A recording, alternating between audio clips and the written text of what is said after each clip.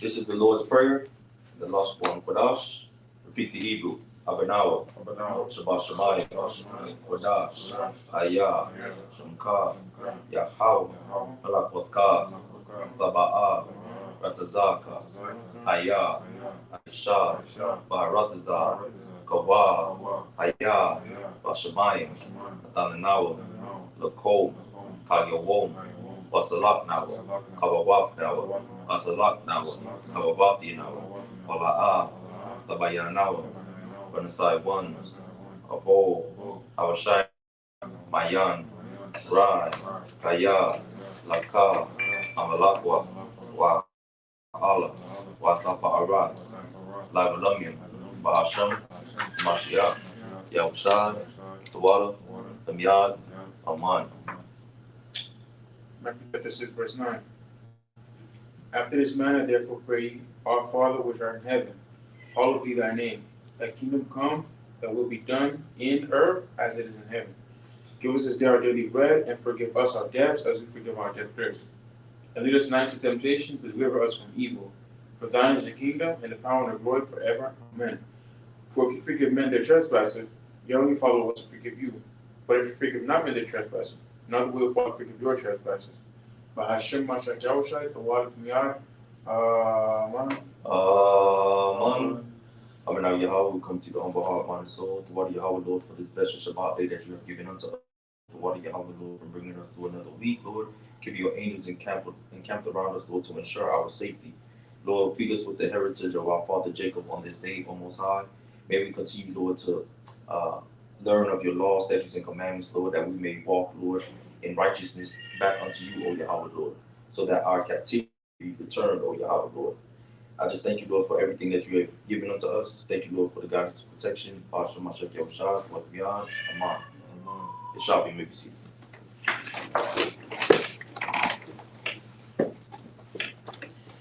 Shabbat Shalom. Shabbat Shalom. Shabbat Shalom. Peace, mercy, grace be unto the 12 tribes of Israel, God's chosen people, the ones who will one day be ruling this world in righteousness, in justice, in mercy, and in grace. We thank you for the Most High bringing us all together here today again to be just amongst one known to keep the commandments. Because that's where our unity lies, that's where our knowledge lies, that's where our safety lies, that's where our prosperity lies. It all lies within the commandments. Let me get Colossians chapter 3 and verse 17. All right, so you know Colossians 3 and 17 is a staple, right? It's a staple in our society, it's a staple in our nation, it's a staple amongst our families. Because everything that we have been commanded to do, right, is summed up in Colossians chapter 3, verse 17. So let's get that. Colossians chapter 3, verse 17. Read. And whatsoever you do in word or deed. Whatsoever you do in word or deed. So anything that you speak, an action has to follow, right? And we know that the words of the Most High are true. The words of the Most High are sure. And these are the words that we speak here on the Shabbat day, right? We put away our words, we put away our understandings, we put away our dabblings, and we deal with the word of the Most High God, right? So in having this word, when we receive this word, action must follow. So it makes no sense for us to come to Shabbat when we learn the commandments of the Most High and then cast them behind us, right, when tomorrow comes. So the deeds need to follow. The deeds need to be the result of the words that are being received and being spoken today. Read. Do all in the name of Yahawashi. Do all in the name of who? Yahawashi. Do all in the name of Yahawashi, right? We want people to look at us and say, well, that's Christ-like. Because obviously we know the religion of Christianity is nowhere near Christ, right? It's the adversary of Christ, right? It's opposite of what Christ came to show, what Christ came to do, what Christ came to speak, right? We being the true Christians, the true followers of Christ, we need to be Christ-like in word and in deed. Read. Giving thanks to the Most High and the Father by Him. And we have to give thanks unto the Most High. Because when we didn't have this truth, what were we? We were beasts, right? We were fools. We were all the things that society called us, man. That's what we were, right? We were thieves, right? We were thugs. We were hooligans, right? All these things we came to be because we didn't have the laws of the Most High God. Now, in coming out of that, different, right? We became a new man, right? Our mind has been renewed. Every time you go to a restaurant, the first thing that you look for is the unclean foods. Make sure you stay away from it. Make sure you don't order it, right? Anytime you're about to deal with your mother or your father, you always remember, Most High said, I got to respect them. So even if they say something that might get you riled up, you check your response before it leaves your mouth. All these things happen because we received the word of the Most High God.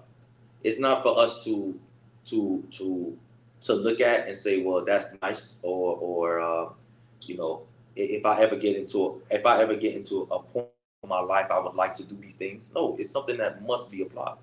All right. So today's portion is going to be Exodus 21:1 to Exodus chapter 24 and verse 18. Now, before we get into the portion, we want to understand something about chapter 20, right? So let's go to Exodus chapter 20. Exodus chapter 20, verse 1. And verse 1, read. And the Most High spake all these words. He said what? And the Most High spake all these words. It said, and the Most High spake all these words, right? So when we receive these commandments, we have to understand these are the words of the Most High. They were given to us through Moses, yes, but these are the words of the Most High. Read. Saying, I am the Lord thy God. I am the who? The Lord thy God. Read. Which have brought thee out of the land of Egypt, out of the house of bondage. Out of the what? Out of the house of bondage. So the Most High reminds us, right, what he has done for us already. He brought us out of the house of bondage. So regardless of what great men were among us in the time when we were in Egypt, none of them were able to bring us out of the house of bondage, right? So the same way Egypt was a superpower then, America is a superpower now. If we ever have any hope of getting out of bondage in this place, we know we have to rely on the Most High God. So when we read verses 3 down to 17, that's what we will call the 10 Commandments. The thing about it is that the 10 Commandments are just a synopsis, right? They're a brief summary of the 613 commandments that the Most High gave us. They don't detail the statutes and or the judgments that the Most High given to us, right? It just says, thou shalt not steal, right? Thou shalt not murder. But it doesn't tell us what happens if we steal. It doesn't tell us what happens if we murder. So in this portion today, you're going to see a lot of statutes and a lot of judgments, right, that are basically being explained of these 10 commandments. So the details is what we need to focus on, right? Because we need to be able to know how to conduct ourselves in different type of situations, different type of scenarios, in which we know life throws, a whole bunch of those at us at one time, right? Especially through our whole lifetime. So take good heed unto the judgments, the statutes that are being read today, and be sure to apply them in your lives, if they're applicable. So let's go ahead, start off Exodus chapter 21 and verse 1. The book of Exodus chapter 21 verse 1. Now these are the judgments which thou shalt set before them. If thou buy an Hebrew servant. A Hebrew what? A Hebrew servant. If thou buy a Hebrew servant. So we know right here it's not talking about the other nations, it's talking about your own people, man. And it's giving us the content that he's a servant. And we know that the Most High God, the way that there's a distinction on how an Israelite is treated and a distinction on how a heathen is treated. Because he right here is a Hebrew servant, right? Read. 6 years he shall serve. For how long? 6 years he shall serve. So he serves, you're serving your brother for 6 years, right? Read. In the 7th he shall go out free for nothing. So the 7th year he goes out free. So there's a limitation for your brother to be under captivity. Well, not captivity, but a servitude. That 7th year, you got to go free, right? Read. If he came in by himself, he shall go out by himself. If he were married, then his wife shall go out with him. If his master have given him a wife, and she have borne him sons or daughters, the wife and her children shall be her masters, and he shall go out by himself. So if he came in as under that servitude with, for example, something, he came with his wife, his family, his children, his properties and possessions, all of that got to go with him, right? Now, if his master put that in his hand and gave it to him under certain conditions, man, he has to leave the way he came. Continue, please.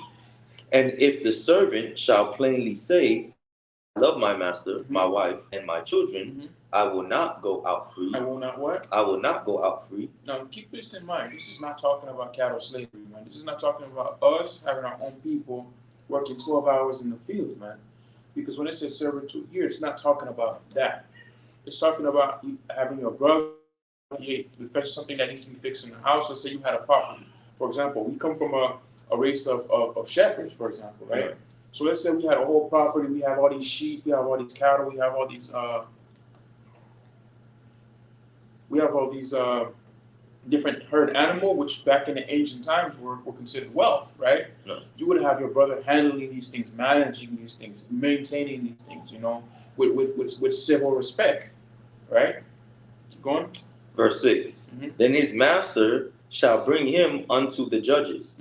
He shall also bring him to the door, or unto the doorpost. And his master shall bore his ear through with an awl, and he shall serve him forever. And it says he shall serve him forever, because he's like, man, I've been serving these. They be treating me good. They treat me better than my own family, man. I love it here. Right. You know, I love the work here, man.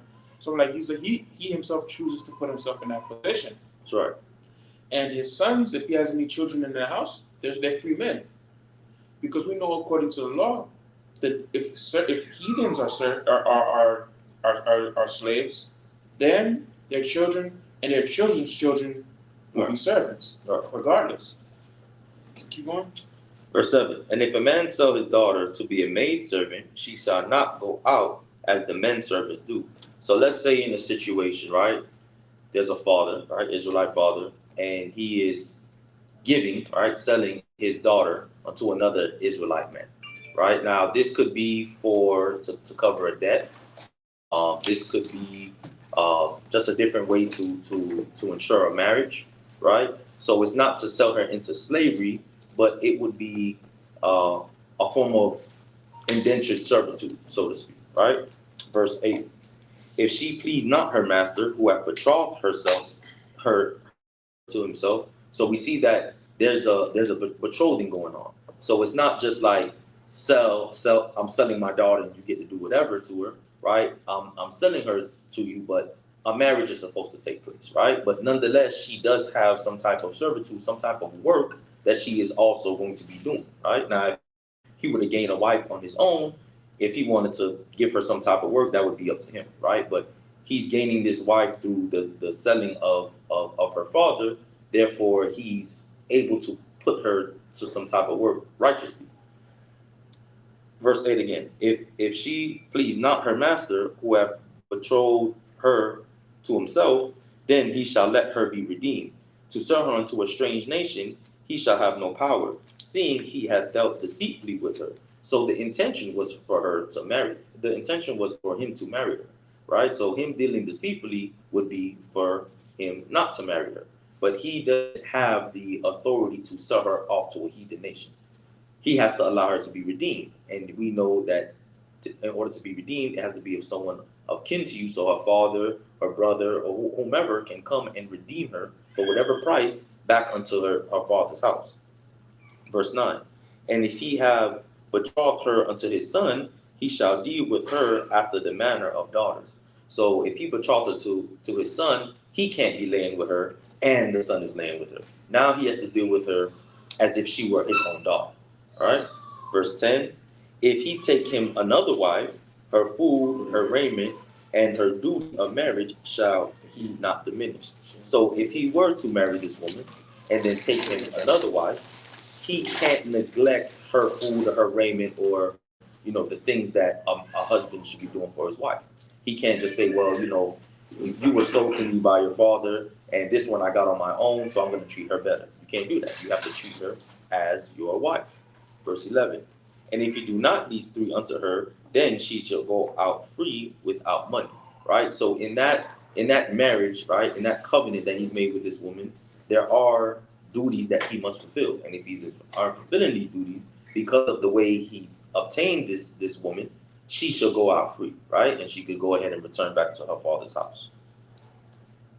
Verse 12: He that smiteth a man so that he die, shall surely be put to death. So what? Shall surely be put to death. Most I got this from stone, man.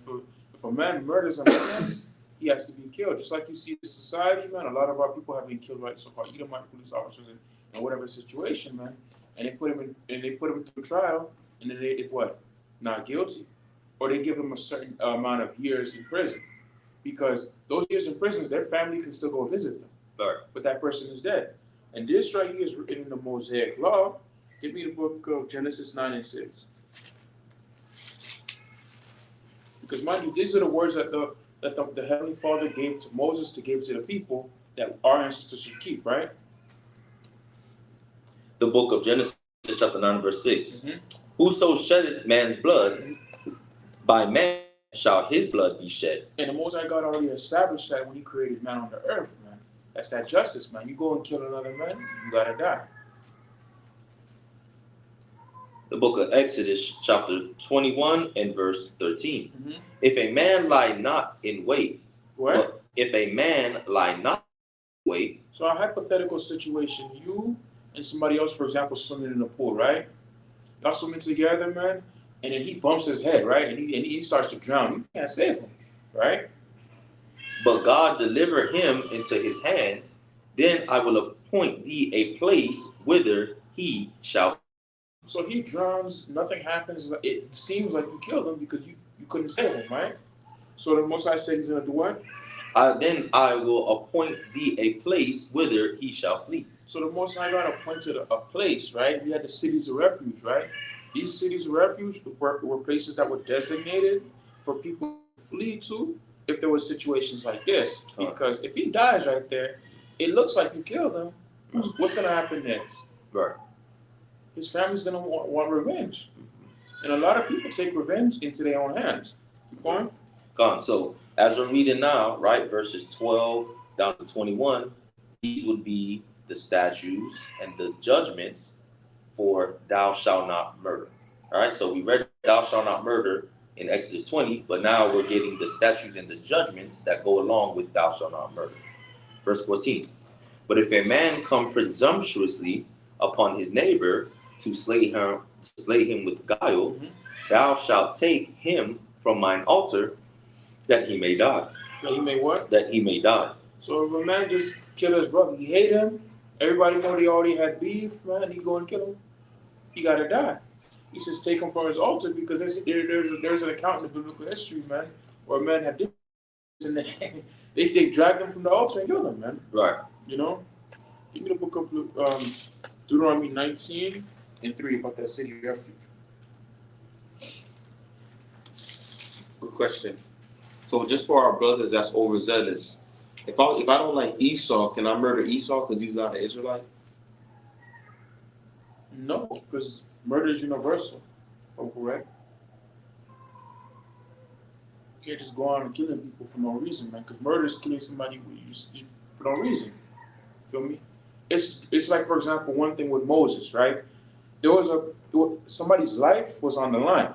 That wasn't considered Moses. He killed a man to save the life of his brother. For me, just go see somebody in the street and just go take him out. That's considered murder. You got it. The book of Deuteronomy, chapter 19 and verse 3. Thou shalt prepare thee a way and divide the coast of thy land, which the Most High thy power giveth thee to inherit, into 3 parts, that every slayer may flee thither. And this is the case of the slayer, which shall flee thither, that he may live. That he may what? That he may live. All right, the Most High God's fair. So if there's a situation like that, what happens, it seems like you killed him. It looks like that, right? But it wasn't so, right? Read. Whoso killeth his neighbor ignorantly, whom he hated not in time I past. had no beef with him, right? The Most High God delivered him into your hand, right? Right? Y'all go hunting in the forest, man. You shoot the arrow, you aim it for the deer, and it takes him out by accident, right? Read. As when a man goeth into the wood with his neighbor to hew wood, and his hand fetcheth a stroke with the axe to cut down the tree, and the head slippeth from the helve, and lighteth upon his neighbor, that he die, he shall flee unto one of those cities and live. That thing happened, your days are numbered. You got to make it to that city. Right. Right? To get your proper judgment. Right? Read. Lest the avenger of blood the avenger of blood pursue the slayer while his heart is hot. Why is what? While his heart is Something hot. like that, you don't want to hear nothing, man. This man killed my brother. He killed my father by accident, man. Nobody's gonna hear you, right? Read. And overtake him because the way is long. Because what? And overtake him because the way is long. And slay him. And what? And slay him. And kill him. Right? Whereas he was not worthy of death, inasmuch as he hated him not in time past. So you got a time limit to get to that city of refuge, man, before you get taken by that avenger of blood, right? Right. Keep going. Wherefore I commanded thee, saying, Thou shalt separate 3 cities for thee. And if the Most High thy power enlarge thy coast, as he has sworn unto thy fathers, and give. Well, that's it on that. 2 Samuel 12:9.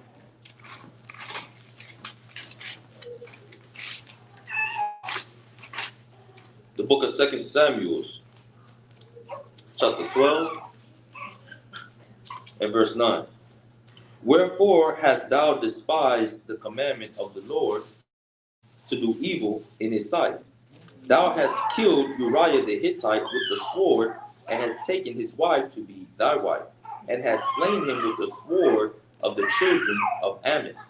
Now therefore the sword shall never depart from thine house, because thou hast despised me, and hast taken the wife of Uriah the Hittite to be thy wife. So you know the history with Uriah the Hittite, where David committed adultery with his wife, and first plotted to have him go to his house and sleep with his wife to make it seem like that's his job. He didn't do that, so he plotted to have him go in war and die at war, and make it seem like it was something that happens, because men die at war, right? But the Most High God saw everything, and he revealed that, and then he gave David a judgment according to his mercy, right? Because the law for doing something like that is death, right? But the Most High God gave him his mercy, by not, putting him to death, because he saw it. Right. And he counted that as murder, because even though Uriah is a Hittite.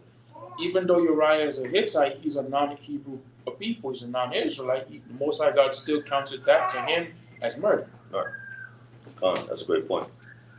That's a great point. The book of Exodus, chapter 21, and verse 15. He that smiteth his father or his mother shall surely be put to death. And right there, this is a really interesting one in these last days, because there's a lot of things our people do today, man. You see them right when they get their first chest hair, that first beard come in, they want to fight their daddy. They want to grab the belt, man. They want to say, yo, I'm tall, I'm 6'2" now, man. I can put your glass, man. Right. Most like God said, you smite your dad, you're gonna get dragged and put to death and killed. That's right. And if this was brought out in the Christian church, if the Christian church did rehearse the laws of Moses and bring it to the attention of the people, many of our people wouldn't be doing these things, man. You see a lot of videos on social media and TikTok with young men fighting their parents, man, slapping their parents up, man. But these things are against the laws of the Most High God. The book of Exodus, chapter 21, and verse 16. And he that stealeth a man, He that doeth what? stealeth a man, and selleth him, And what? or if he be found in his hand, he shall surely be put to death. Now, what people, the master, people out here, right? What people did that to us? Because we were stolen. Right. We were sold, right? America's supposed to be a Christian, God-fearing country that believes in the law of the Most High God. If they did, then they would apply this scripture, because this is a judgment. That there's a judgment for stealing a man and selling him. The Most High God says the judgment for that is death. Gone. Verse 17. And he that curseth his father or mother shall surely be put to death. Okay, so if you smite your father or mother, you gotta die. If you curse your father or mother, say, man, I hate my daddy, such and such. Because these are the things that a lot of our people do in this society, in this kingdom, man. They wish bad on their parents just because of a certain situation. The Most High God said, if you utter something against your parents, man, you gotta go. Go on. Verse 18. And if men strive together, and one smite another with a stone, or with his fist, and he die not, but keepeth his bed, if he again, and walk abroad upon his staff, then he that smote him be quit. Only he shall pay for the loss of his time, and shall cause him to be thoroughly healed. Okay, let's use an example in this kingdom. Let's say you get in a fight with a brother, man. You hit him, and he falls and he has to go to the hospital for a concussion, right? But he still has to make his rent. He still has to pay for the daycare services for his children. He still has to do the duties that's required of him to maintain his house, man. So now you got to pay for his hospital bills. Now you got to pay for all of these things. That's like what, $3,000, $4,000, man. Sometimes a lot of people pay in expenses within in bills in a month, man. All of that is gonna fall on you, and that's righteous, right? Because if a lot of our people knew that, man, if I hit this man, I'm gonna have to pay for his hospital bill. I'm gonna be responsible for maintaining him financially until he's healed. A lot of our people wouldn't be getting into stupid arguments or stupid fights for no reason. That's right. Because this is righteousness according to the Most High God. That's right. And you know, within this, the Most High, right, is letting us understand how important it is to resolve a conflict in a non-violent manner.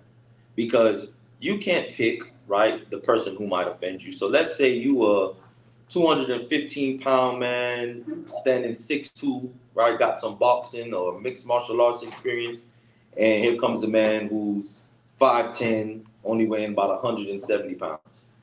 If you fight him, I mean, you're not using a weapon, but your fist probably has more power and more position than that man that you're fighting. So more than likely, if you knock him out, he may not have to go to the hospital, but if he does have to go to the hospital, now you have to pay for it. The better way would handle it is to have a non-violent resolution. But of course, sometimes that takes two people to come to that non-violent resolution, right? So it's kind of showing us that the Most High doesn't want us striving together, but if we do strive together, guess what? It's still a consequence for that. So that unity and that brotherhood would always take place. Because if we follow the Most High's laws to the T, there should be no strife among us. We shouldn't be striving at all, right? It should be peace among us. So somebody broke a commandment somewhere for the strife to be going on in the first place, right? And in a fight, you're not thinking about pulling your punches. You're thinking about knocking somebody out, right? But even the Most High puts in place that, listen, you knock this person out or you injure him in some type of way where he can't work or he can't do this, now you're responsible for it, right? So like when you look at it too, a lot of people make an average of $15 an hour, right? Right. So if you damage your brother and he can't go to work for a week, right, that just costs you $600. Yeah, exactly, right? Now you got to come out $600. Now we know in sports, right, something called a flop, right? When somebody barely touches you and you fall all over the place. Now, right? And you know how Israel is slick, right? So if I'm that person who's 5'10", 180, and you come with your Mike Tyson punch, listen, I'm out of work for a year. I'm out of work for a year. I got a brain contusion. I got everything. I got everything. I got a broken ligament. I got everything, right? You're going to come out of pocket for a whole year, right? We joke, but at the end of the day, it's to let us to understand that harming our brother, putting our brother at a disadvantage in life now, is not something that we should aspire to do, right? And there should be no strife amongst us. The way we abstain from strife, abstain from contention, nobody is to be prideful. Everybody adhere to the commandments. Everything will be all good. The book of Exodus, chapter 21 and verse 20. If a man smite his servant or his maid with a rod, and he die under his hand, he shall surely be punished. Notwithstanding, if he continue a day or two, he shall not be punished, for he is his money. I don't like to jump the gun and read sections of the portion that's coming, but this is applied to here because we're not allowed to rule each other with rigor. That's right. Because it says right here, if a man smite his servant and he die not, this is beating somebody like to the point of half death, man. Right. You know, if you continue a day, if you continue a day or two, you feel me? Healing from that beating you gave him, you feel me? That's a beating, man. That's ruling with rigor over your own people, man. You treat your people like this, you feel me? If they're a servant in your household, right? Continue. The book of Exodus, chapter 22 and verse. The book of Exodus, chapter 21 and verse 22. If men strive, and hurt a woman with child. So let's say two brothers, they going at it, man. You know, a lot of times when brothers get into arguments and fights and it's super heated, man, they don't care about the repercussions, or they don't care about the environment that they're in, man. Right. Whether they're in a baby shower, whether they're in a classroom, whether they're in a bus, whether they're in the middle of the street, you see it all the time. I remember the other day I see a couple of our people fighting at hooks. They had that line hold up, man. all the way down the street, man. They didn't give it down. Right. Continue. If men strive, the book of Exodus chapter 21 verse 22, if men strive and hurt a woman with child, so that her fruit depart from her. So that what? Her fruit depart from her. So let's say there was a pregnant woman in that circumstance, and they threw a hit, and that hit her stomach, right? And that fruit depart from her, that's her child, right? Let's see. And yet no mischief follow. All right, and then after that, they done. They're good now, brother. You feel me? They're not fighting no more, right? He shall surely punish according as the woman's husband will lay upon him, and he shall pay as the judges determine. Okay, so he has to get punished according to what the husband of that woman, right, determines upon him, right? And the judges. Continue. And if any mischief follow, then thou shalt give life for life. Give what? Then shalt thou give life for life. So the Most High God said you got to give life for life, right? The woman lost the fruit that was within her womb, right? The Most High God considers that a life. So many of our people that be using Planned Parenthood and going to murder their children, man, the Most High God considers that life, man. Right. Because that's a big thing in this society, right? Women have the free right to abort their children. Brothers have the free right to make the women abort their children. The Most High God says, you do that, the Most High God considers that a life, and you got to get the penalty for that, right? Read. That's right. Verse 24, eye for eye, tooth for tooth, hand for hand, foot for foot, burning for burning, wound for wound, stripe for stripe. And we all know what the judgment is for murdering somebody, for killing somebody. You know, with that intention, man, it's death. That's right. You know. And we also got to think about, yes, we're under grace, but we can all attest in this life, right? When you do something to somebody and they do it back to you, right? And they look at you and say, all right, you got a taste of your own medicine. More times often than not, now you understand what it is, right? We have to be real with ourselves. When somebody does the same thing to you that you did to them, now you understand how it feels. You steal something from somebody, then somebody steals something from you, guess what? It's going to feel that way. I'll never forget, one time I was in college, right? Probably around 20 years old, far from the truth at this time. I decided I wanted to steal somebody's phone, right? No more than 2 weeks later, my phone got stolen, right? And it hurt because I didn't have the money to buy another phone. So I was without a phone for like a month or two. I'm all the way in Alabama, right? I don't have no way to contact my people. I got to get on the internet and try to use Zoom and stuff like that. Didn't have no phone. But I should have never stole that person's phone in the first place. So when it happened to me and I realized, you know what? I left that person without communication probably to their family. I don't know if that person had a child, right? A sick mother, something. But that person's communication to their family probably was very important to them. But I wasn't thinking about that. I committed that sin, all right? So now having that being done unto me, we now understand. Because a lot of times when we talk to the heathen and we try to explain what we go through, it's hard for them to really understand because they haven't went through it yet. But we know that the Most High, when the Most High's revenge comes into play, guess what? The curses that were on us are going to go upon them.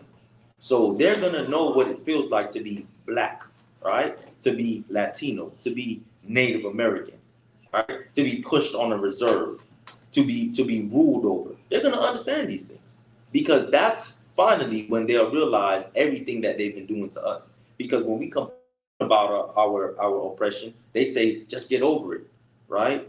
This is America. This is land of the free, right? Go ahead and work for it. Go ahead and do this. But we understand that there's systematic roadblocks in front of us. We understand that there's still a level of hatred coming towards us from all directions, right? From all nations. So understanding what we're reading here, we also have to know that this isn't a court of law, right? You just can't go out and exact and say, well, you know what? He stole this, so I'm going to steal this from him, right? But in a court of law, the judges will determine exactly what retribution, right, has to be given to that person for the offense that they've committed. The book of Exodus, chapter 21, and verse 26. And if a man smite the eye of his servant, or the eye of his maid, that it perish, he shall let him go free for his eye's sake. So for his eye's sake, you gotta let him go. Give him his freedom, right? And Esau didn't apply this. When Esau had our people in slavery, man, they were doing all type of wickedness to our people, man. They didn't let nobody go, right? That lets you know that the hypocrisy of what they believe in. To you. And if he smite out his manservant's tooth or his maidservant's tooth, he shall let him go free for his tooth's sake. For his tooth's sake, you gotta let him go free, right? If an ox gore a man or a woman that they die, then the ox shall surely be stoned, and his flesh shall not be eaten, but the owner of the ox shall be quit.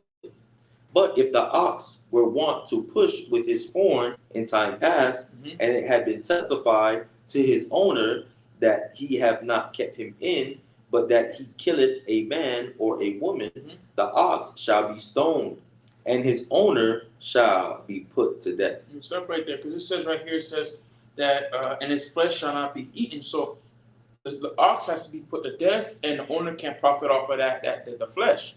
He gets zero profit off of that ox. That's it. And just to put it in modern times, it says ox here, let's say a Rottweiler. You got a big Rottweiler, his name is Killer, right? Yeah. He big as hell. He a champion dog, right? And you know he bite. And you know what, he walk him out there with no chain, no nothing, and he go and brutalize somebody, man. You and Killer got to be put to death together. That's right. According to the scripture, man. That's right. Or if the Rottweiler doesn't, bite him or maul him to the point where he died, guess what? Now you got to pay that hospital bill for that bite that I got in my leg, right? Going back to if you were to injure that man in a fight, now I'm out of work. I can hardly barely walk because your Rottweiler done bit me on my ankle. Guess what? And in America, those hospital fees ain't no joke, man. Right? You go and get an X-ray, you probably got to turn around and pay $2,000 just off that X-ray, man. Right? Let alone whatever shot, or even the bed might cost you $100 a day alone, man. So if that man is injured by that Rottweiler, you got to pay him. But if he dies, right, through some type of infection that he got being bit by that Rottweiler, guess what? You got to be put to death, man. So we see all of these laws are just.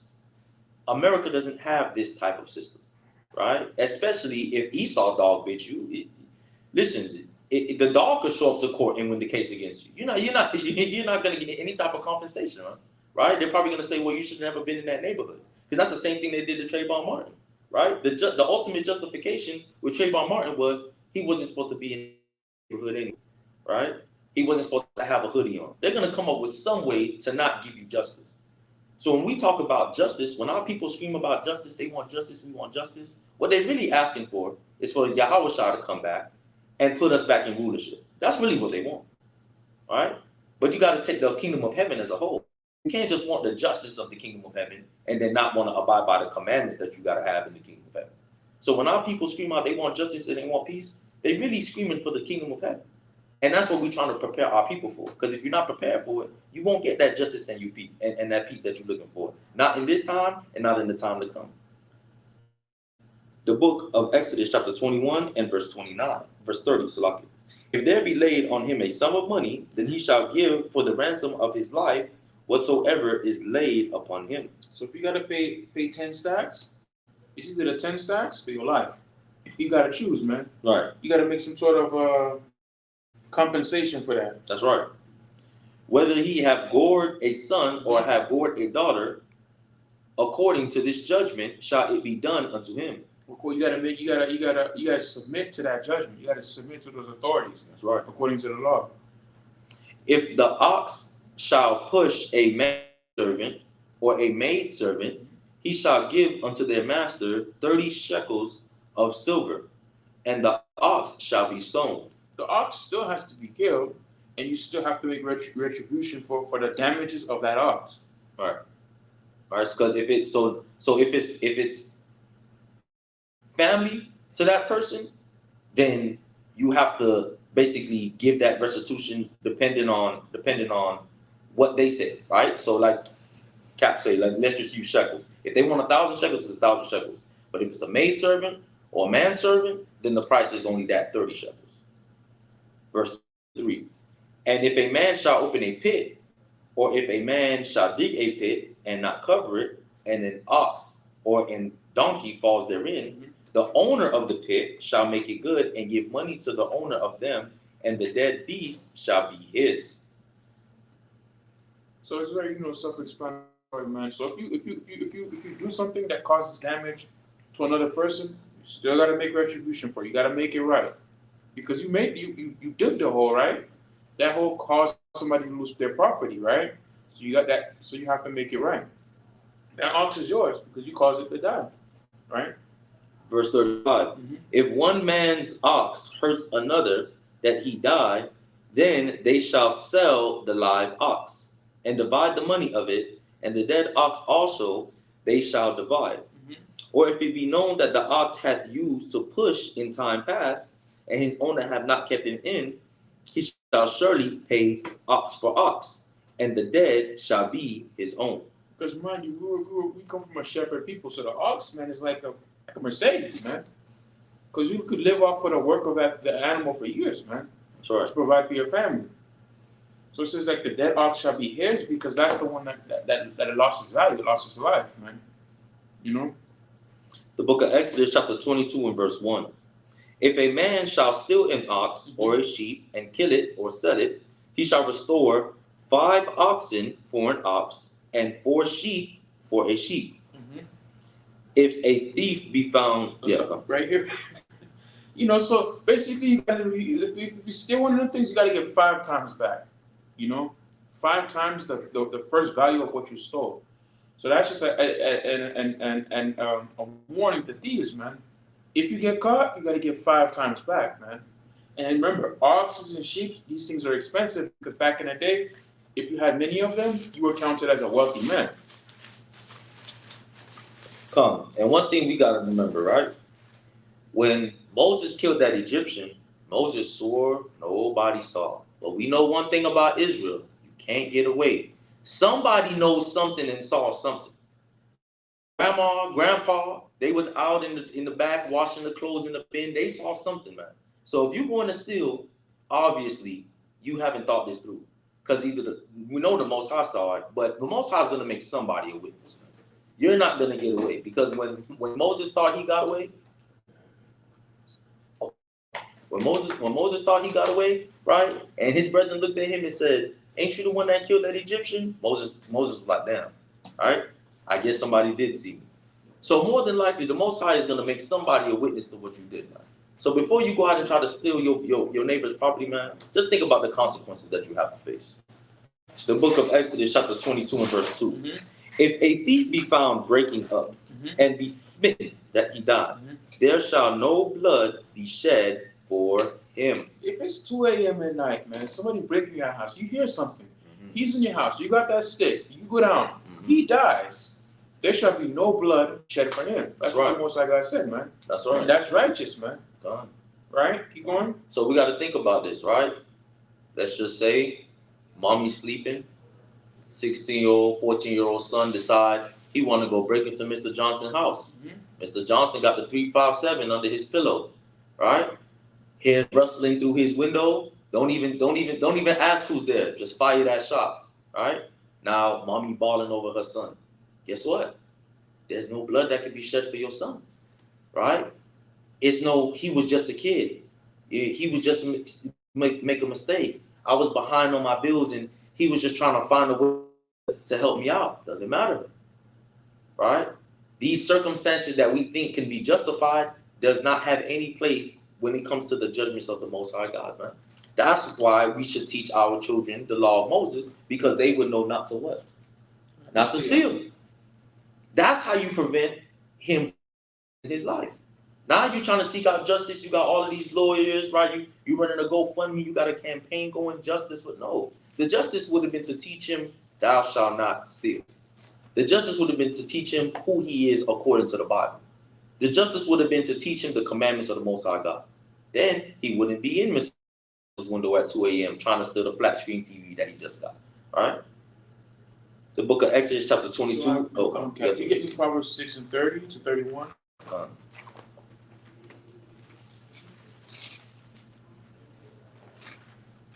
It's the book of Proverbs chapter 6 and verse 30. Men do not despise a thief if he steal to satisfy his soul when he is hungry. So if you have like, it says if he's hungry, if you have the brother stealing for a lack of necessity, Right. because he needs something, Right. regardless of what it is. People don't hate people like that. Or that I stole 10 stacks because my mama need that because I gotta pay for her surgery or whatever. Or my rent coming up, man. I'm gonna get kicked out because my children's with me in my house. Right. People don't hate people like that, right? Read. But if he be found, he shall restore sevenfold. But if he get caught, you gotta restore sevenfold, right? Keep on. And he shall give all the substance of his house. He has to make retribution for what he stole, Right, according to the law. Right. And even if you were in that position, right, with the brotherhood that we should have as Israelites, that brother should be able to come and say, listen, my mother's sick, she needs a medication, the medication costs $2,000, y'all help me out. So he shouldn't have to think about stealing. He should have it in his mind, you know what, I don't have to stress because I know my brethren to help me, right? Every 200 people give him $10, we all good, right? Now that brother can go and take care of his mother. That's what we need to try to get back to. That's what we need to try to look forward to, right? Our communities, one day, when somebody has a issue, they can come to their fellow brethren, their fellow kinsmen, and the issue is done, is good, it's taken care of. So nobody ever has a thief mentality in their mind, thinking of how they're going to get out of this situation through being a thief. The book of Exodus chapter 22 and verse 3. If the sun be risen upon him, there shall be blood shed for him, for he should make full restitution. If he have nothing, then he shall be sold for his theft. So if you did at 6 o'clock in the afternoon, you see him coming at the light, in the light of the day. So he has to make retribution. He has to go to the judges, and he have to execute judgment for his actions. If he doesn't have any properties, if he can't make it right, he has to be sold. That's right. Verse 4. If the theft be certainly found in his hand alive, whether it be ox or donkey or sheep, he shall restore double. Like the Cap said, man, he stole a brother phone. If they caught him with that thing, all right, you got to restore double, man. All right. Verse 5.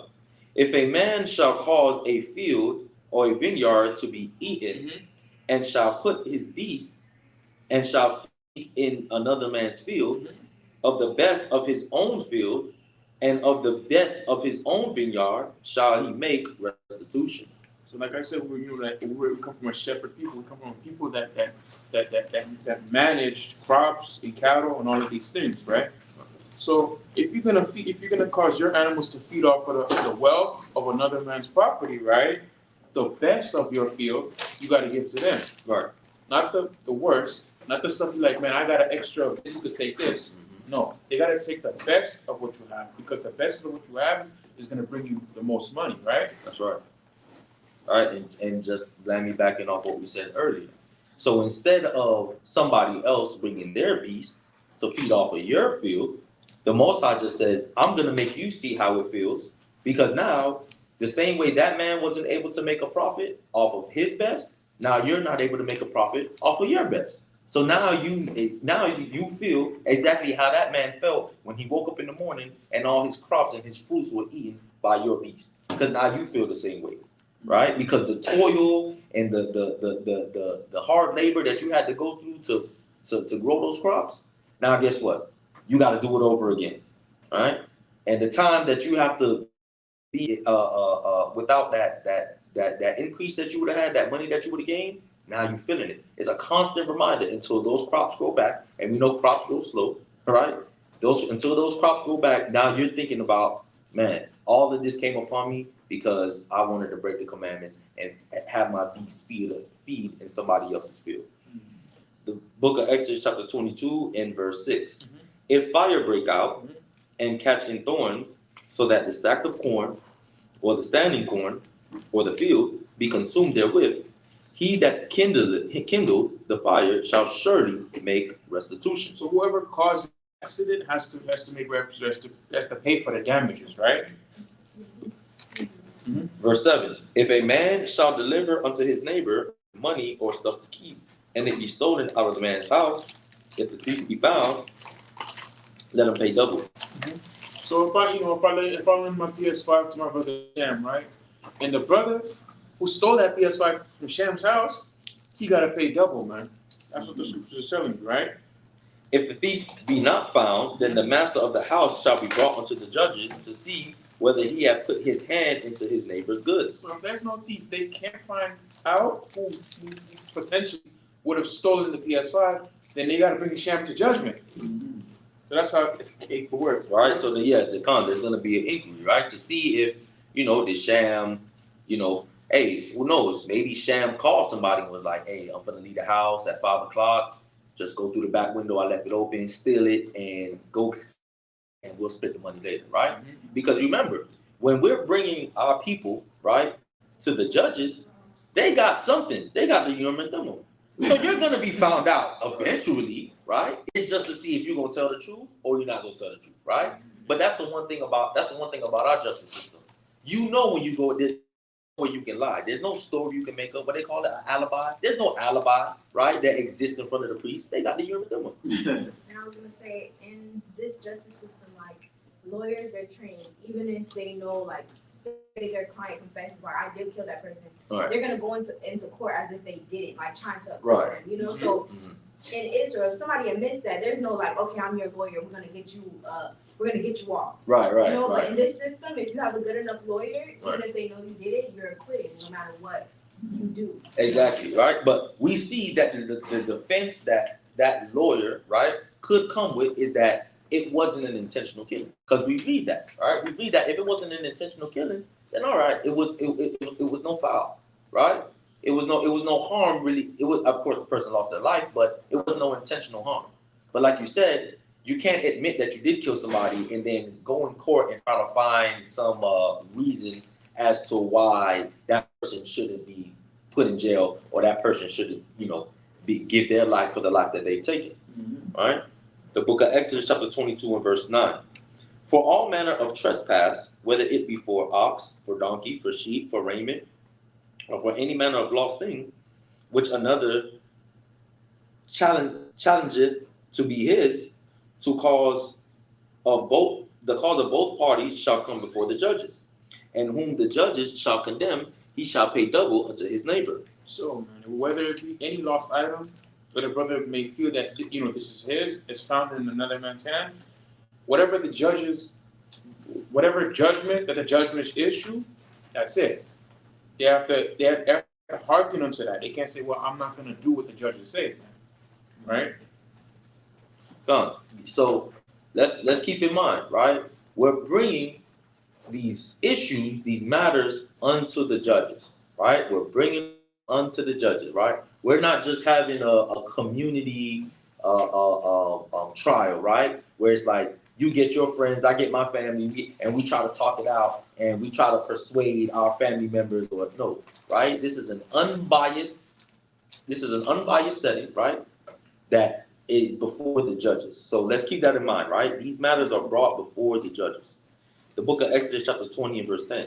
If a man deliver unto his neighbor an donkey or an ox or an sheep or any beast to keep, and it die, or it be hurt or driven away, no man seeing it, then shall an oath of the Most High be between them both, that he had not put his hand unto his neighbor's goods, and the owner of it shall accept thereof, and he shall not make it good. So in this situation, there's no witnesses. There's nobody to say that the brother did it or did not do it. So both parties have to make an oath before the judges, before the Most High God, that whatever happened, this is what happened. Right. And there is no restitution because when you make oath to the Most High God, they got the Urim and the Thummim. Right. They can check it. There's no line. There's no getting out of it. Verse 12. And if it be stolen from him, he shall make restitution unto the owner thereof. So if he left it in the field, somebody hopped it. If I let a brother borrow my bike and then he left it outside, somebody stole it, you gotta pay for it. Yeah. If it be torn in pieces, then let him bring it for witness, and he shall not make good that which was torn. Because if it was torn in pieces, let's say a wolf, he's like, you have to bring the remains and say, it died as a result of an animal attack, Right. then this is not my fault, right? Verse 14, and if a man borrow aught of his neighbor, and it be hurt or die, the owner thereof being not with it, he shall surely make it good. Could you explain this one, Kevin? Come on. So let's say, for instance, I do borrow something, right? And let's say I'm not keeping watch over it, right? And due to my negligence, something does happen to it. I have to make it good because I wasn't keeping watch over it. So let's say, for instance, I have children at home. You allow me to borrow a vase or something like that, right? Something made out of glass, right? I put it at a level to where the children can get it, mess it up or something like that. It breaks, I gotta pay you for that. Because I should have been diligent enough to know, yo, let me put this out of the reach of the children. I can't just say, well, it wasn't me, it was my child, right? I have to take responsibility that it was in my possession and I should then take care of it. So if I'm negligent with your possession, then guess what? I do have to pay for it, right? I do have to make restitution. Verse 15, but if the owner thereof be with it, he shall not make it good. If it be an higher thing, it came for his hire. Verse 16, if a man entice a maid that is not betrothed and lie with her, he shall surely endow her to be his wife. So if a brother, talks to a sister, man, he gets, and they get down, he has to make her a wife. Right. There's no, you can't deny it. There's no way of getting out of it. You must make it her wife. Get Deuteronomy 22 and 28.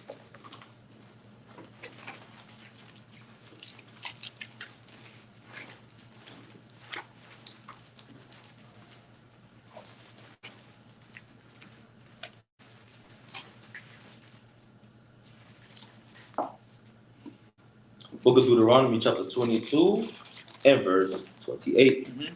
If a man find a damsel that is a virgin, which is not betrothed, and they hold on her and lie with her, and they be found. They what? And they be found.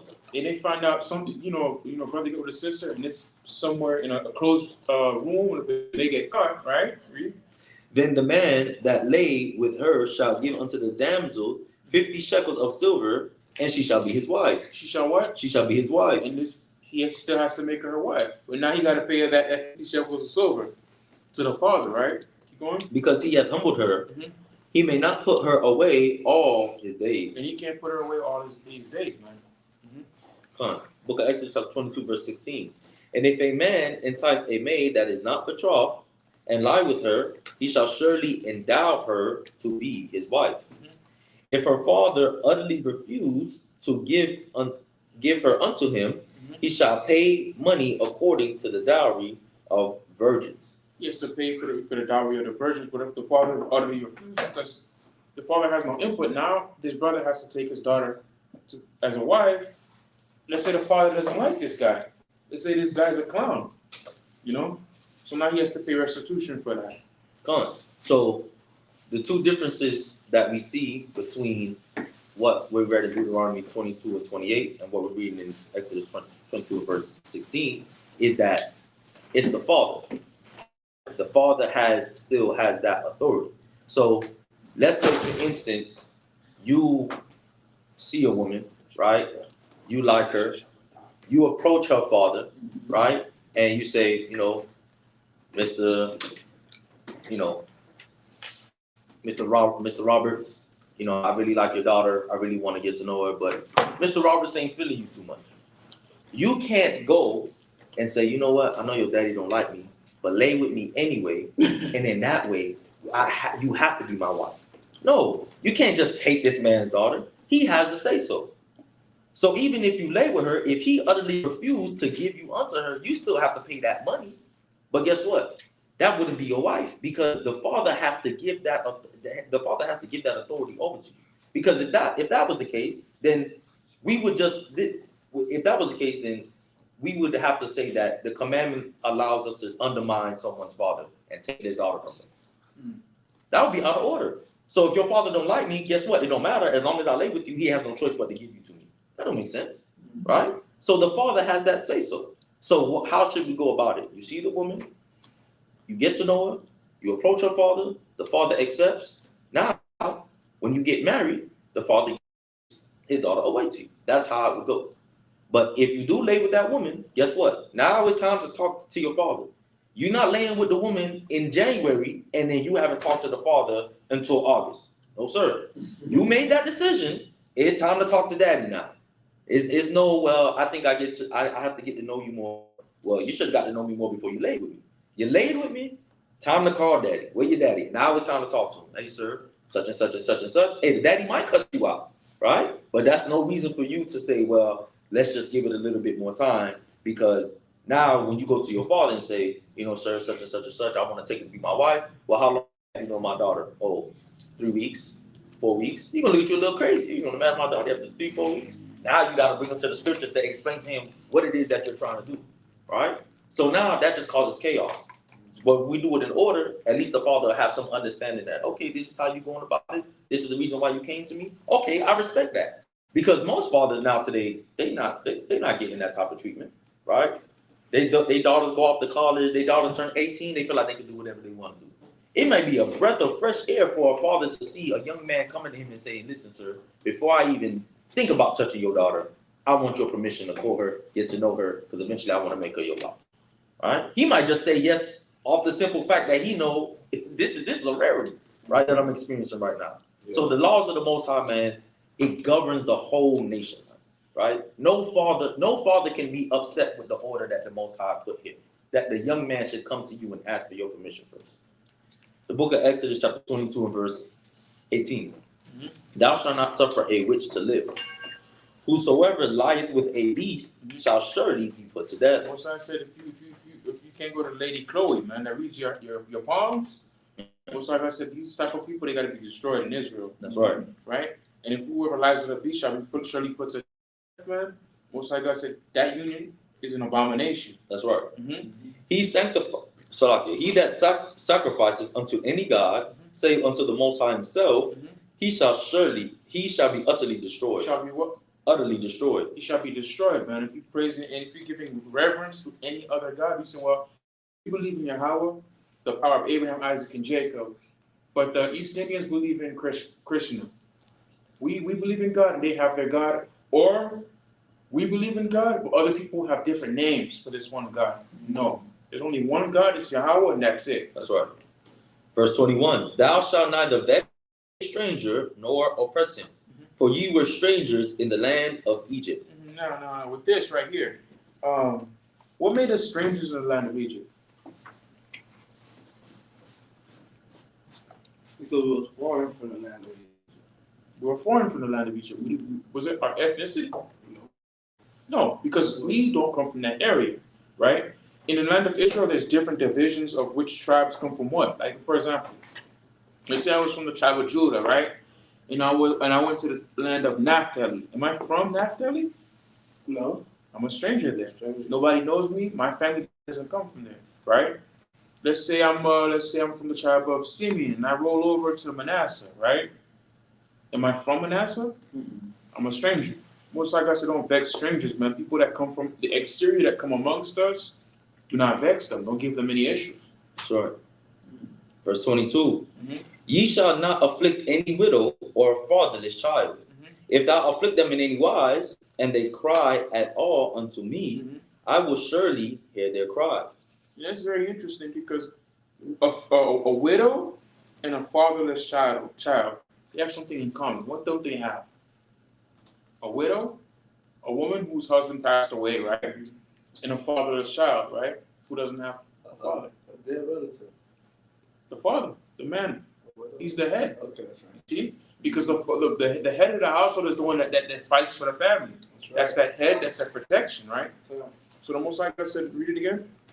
Ye shall not afflict any widow or fatherless child. If thou afflict them in any wise, and they cry at all unto me, I will surely hear their cry. And my wrath shall wax hot, and I will kill you with the sword. You shall what? And I will kill you with the sword. Because people usually see people that don't have that protection as what they weak, I can get it over to them, right? That's what people, that in society, that's what people usually do. They don't usually go to the gate. They don't usually go to the father. If the father's not there, they're going to try to take advantage of the people they see as the weaker ones, right? Keep going. And your wives shall be widows, and your children fatherless. Verse 25. If thou lend money unto any of my people that is poor by thee, thou shalt not be to him as a usurer, neither shalt thou lay upon him usury. If thou at all take thy neighbor's raiment to pledge, thou shalt deliver it unto him by that the sun goeth down. For that is his covering only. It is his raiment for his skin. Wherein shall he sleep? And it shall come to pass, when he crieth unto me, that I will hear, for I am gracious. That's that last part with usury, man. The brothers, he doesn't make as much money as you. What is usury? It's like additional. It's like you're trying to add on something Additional that pay. you originally owe. You're trying to add something more. What does it say on Google, Cap? Usury, the illegal action or practice of lending money at unreasonably high rates of interest. I'm gonna give you, let's say, a $5,000 note. You gotta give me 60% of it back. That's the interest rate. Right. That's wicked as hell, because Esau does that in his kingdom, right? Right. When you go to the dealership, man, Esau will give you a loan for a car and give you 15% interest rate on that thing, man. They do it all the time. You can't do that to your own people, man. That's right. Verse 28. Thou shalt not revile the gods, nor curse the ruler of thy people. Now you got what Captain Ahhad. Wake him up. What's that talking about? Read it again from. You gotta be with us. Thou shalt not revile the gods, nor curse the ruler of thy people. So Captain Ahhad, who are the gods in this verse right here? Those who are ruling the people. Those that are above the people. Those that the Most High God set up to govern all the civil matters amongst your people. The Most High God considers them gods or authorities in your nation, man. And if you curse them, you're going against the Most High God's commandments, man. Going against the order the Most High God set up to judge his people is going against his commandments. That's right. It is. Acts 23, verse 1 to 4.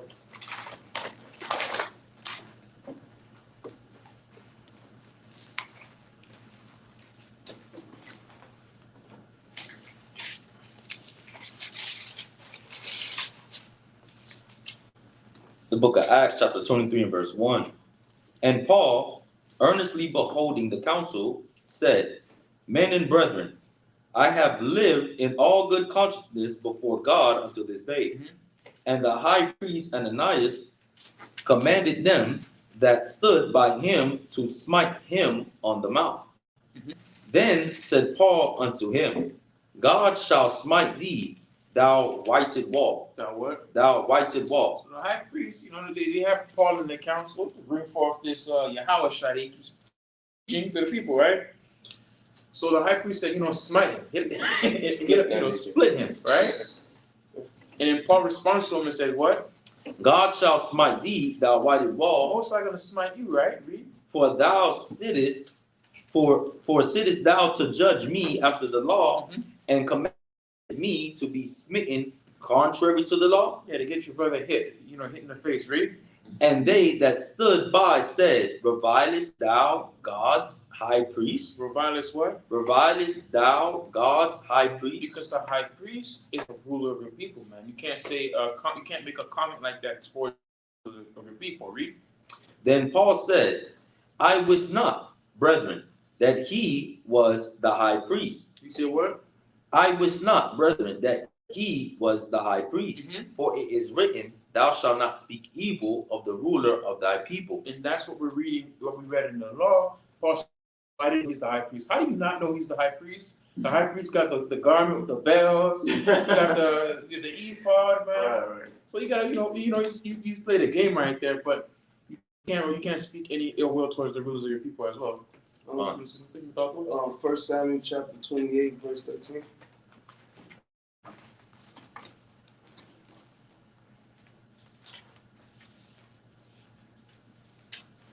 He said 1 Samuel 28 and 13. Yes, sir.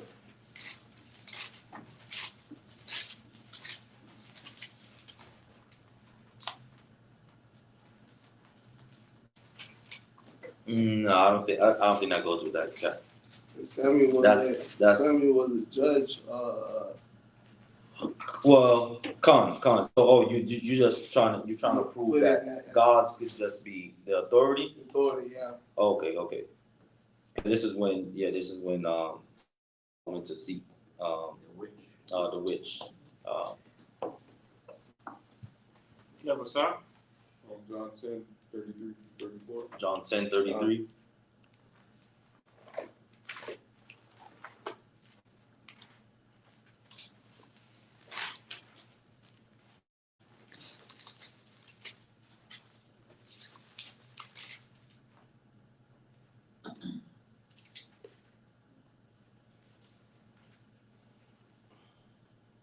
The book of John, chapter 10 and verse 33. Mm-hmm. The Jews answered him, saying, For a good work we stone thee not, but for blasphemy. And because that thou, being a man, makest thyself God. Yahawah answered them, It is not written in your law. Salakia, is it not written in your law? I said, Ye are gods. I said what? I said, Ye are gods. Who is Yahawah speaking to in this context? Speaking to what? The Pharisees. The Pharisees were the leaders of our people during this age, right? They were the ones that gave off the judgments to the people, broke down the law to the people, did all of these things for the people, and the Most High God put them in that seat. So they would be considered the gods because they're the rulers of our people during that age.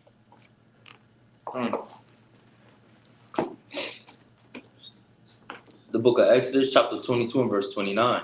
Thou shalt not delay to offer the first of thy ripe fruits and of thy liquors. The firstborn of thy sons shalt thou give unto me. This is a reminder. The Most High God says he wants the first. He doesn't want the second. He doesn't want the third. He doesn't want that thing that you have extra. You're like, man, I have all of this right here. You just give it to the Most High.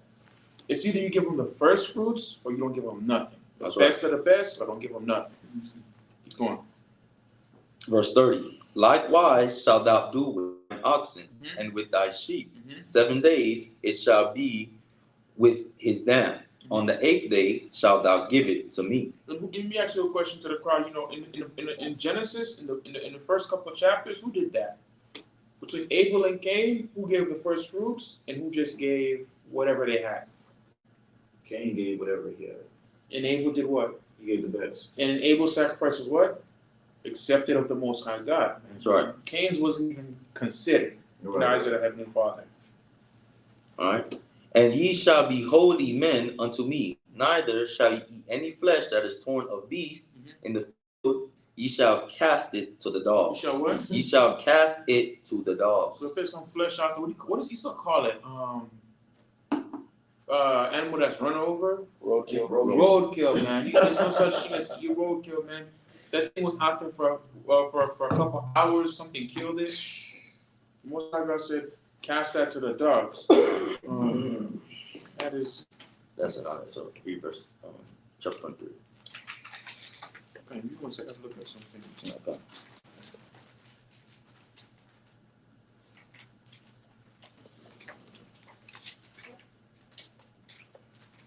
So in those two chapters, we went over the statutes and the judgments about theft, fornication, about hiring a Hebrew servant, murder. So, like I said, these chapters that we're going over have a lot of judgments, have a lot of statutes, right? Of the 10 Commandments, right? That we see, pushed to the forefront of Christianity, right? They talk about the 10 Commandments, but they never go into the statutes and the judgments of them, right? So, given the statutes and the judgments allowed you to understand how the Most High wanted us to live, how He wanted us to conduct ourselves, how He wanted us to allow justice to be established within our nation. Read chapter 23. Exodus 23:1. Uh-huh. Thou shalt not raise a false report. It say what? A false report. It says, thou shalt not raise a false report, all right? So in anything that you're speaking, make sure it's the truth, right? Because when you raise a false report, it can have a lasting effect, right? I could say something crazy about Captain Mathathua right now, right?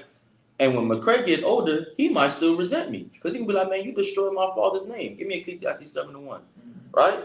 You destroyed my father's name, man, right?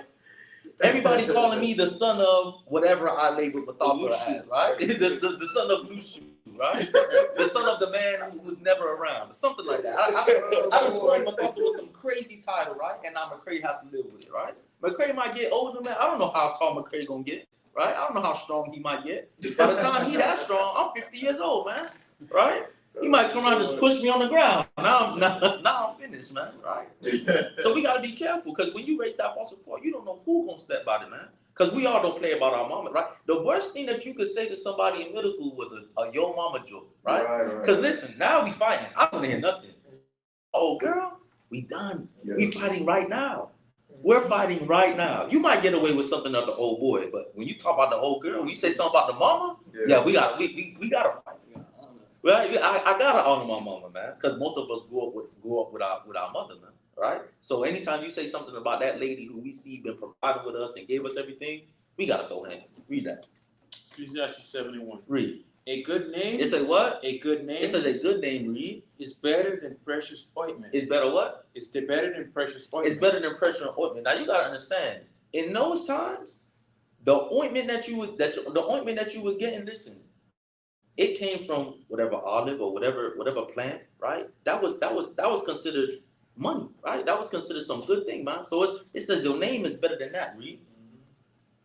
And the day of death, better death than the day of one's birth. In the day of what? One's birth. Because in the day of one's birth, man, guess what? You had to come into this world with a lot of trials and tribulation, man, right? When it's all over, said and done, right? It's better than you having to go through all this trial and tribulation. So seeing that somebody's name, man, holds weight. So when you raise a false report, you diminish that person's name, man. You tarnish that person's name. And it can have long-lasting effects. Give me Proverbs chapter 18 and verse 8. Give me Proverbs chapter 18 and verse 8.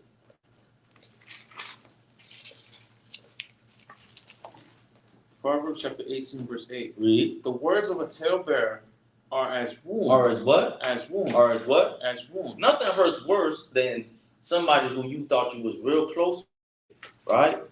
The information that they've been putting out there circles back to you and they say, yeah, man, I ain't gonna lie, it was Captain Ahhad who said it. Damn, Captain Ahhad? That's my dog, like, right? But nah, you sure? Now I'm inquiring, trying to make sure it wasn't you, because it hurt that bad, right? It would be different if it was a scoffer from Wynwood that we deal with every week, right? I would expect him to say something like that, but not the man who I had reading the scriptures for me. Not him, right? Not him. Now I find out he going to Woodwood on a Tuesday night and slandering my name, and then coming out on Saturday, right? And not the scriptures. That hurt. Read, keep reading. And they go down into the innermost parts of the belly. Right now I'm sick to my stomach, man. Right now I'm calling him like, dang, that's you really felt like that? You could have came to me first. We could have talked it out. Maybe you misunderstood something about me, right? Maybe you didn't understand the situation. Maybe you overheard the conversation I was having with Captain Ahhad and didn't have all the details. But you ran with the little bit that you did hear me saying to him. Instead of saying, hey, I ain't gonna lie, it was sounded kind of suspect what I heard you and Captain Ahhad talking about, man. You ain't into no wickedness, are you? Nah, see what happened was, I get it now, right? Instead of you running off a little bit that you did, because now you raising a false report, right? Because now when we have counsel and I bring out the totality of the conversation, now you look confounded, right? Now it's salaki. But guess what? You done already went on Facebook and Instagram and everybody done said Captain Ahhad LOG is a vagabond, right? Now I'm finished, right? Now I'm finished, right? Now you're trying to go in and clean it up, but who knows who they done told, right?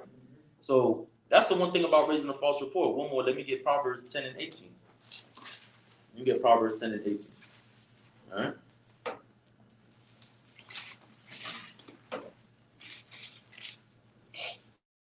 Proverbs chapter 10, verse 18. All right. He that hideth hatred with lying lips, and he that uttereth a slander is a fool. Is a what? Is a fool. Is a what? Is a fool. It's a fool, man. Because we already know when we slander each other, the other nations, they take and run with it, right? You want to label me as certain things, the other nations are going to say, Hebrew Israelites slander each other on Facebook. They'll run with that story, right? They'll print it in the newspaper, man, the New York Times, man, right? just to be able to take the discord that was amongst our brethren and publicize it to show that these people don't have no unity. They talk about getting together and come and being one under Yahawah and Yahawah. Listen, man, they slander each other each and every day, right? So then we become reproach unto the nations when we try to reproach each other.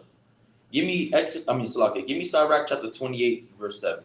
So let's gain some wisdom of how hurtful slander, gossip, being messy, whatever you want to call it. Let's see the effects of how this thing takes place within our communities, man, within our nation, right? And why the Most High says we should not raise a false report. Read that. Sirach chapter 28, verse 7. Read. Remember the commandments. It say what? Remember the commandments. That's the first thing, right? Remember the commandments. What did the commandments say? Don't raise a false report. So right then, everything should be done with it. You remember the commandments not to raise a false report, you won't raise a false report. But let's say you forget the commandments. Let's keep reading.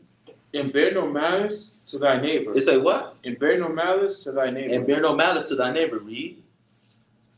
Remember the covenant of the highest. And wink at ignorance. And do what? And wink at ignorance. Read. Abstain from strife. And thou shalt diminish thy sins. It said, For a furious man. For what? For a furious man. Will kindle strife. For a furious man will kindle strife, right? Maybe you wasn't in your right mind state, man, when you raised this false report, right? Maybe you were just having a bad day and you decided to take it out on somebody who you didn't like last month, right? Read. A sinful man disquieteth friends and maketh debate among them that be at peace. So here you are, right? Two friends who are at peace, but because you want to raise a false report, you're now causing strife between these two friends who have peace, man. Right? All because of something that you said, right? You said, oh yeah, you know, I heard such and such talking about you at the new moon, right? I heard such and such talking about you at the Passover, right? Now, you done put strife between friends, everybody who was cool, all because of your false report. Read. As the matter of the fires, so it burneth, right? And as a man's strength is, so is his wrath. Read. According to his riches, and his anger riseth. And the stronger they are which contend, the more they will be inflamed. They say what? The more they will be inflamed. The more they will be inflamed. So what if these two people, right, were already on some type of rocky circumstances, and here you come adding fuel to the fire, right? You don't know how much, discord was between the two brethren to begin with, right? Maybe it was just a thread holding their relationship together, and here you came and cut it, man, right? Now it's all out war, right? Now it's chaos. Read. And hasty contention kindleth a fire. It say what? A hasty contention kindleth a fire. You didn't even go and fact check what you heard, right? You didn't have time to come to that person, right, who you maybe overheard or who you think this thing about. You were just so hasty to cause contention as soon as you heard a little bit. Maybe you didn't like the person in the first place. So as soon as you heard a little bit, right, or you thought in your mind, right, you conjured up this thought in your mind about this person, you just ran with it.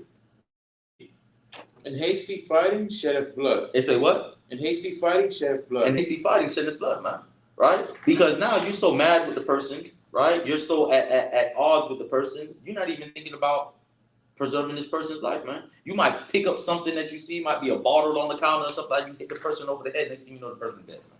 All right, now you crying out saying, oh, I didn't mean to, right? I'm sorry, wake up, wake up. Nah, you done messed up now, right? Read.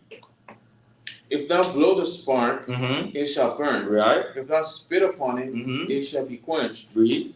And both these come out of thy mouth. Right, so if you blow the spark, right? If somebody comes to me and says, man, I heard this thing about such and such and such and such, right?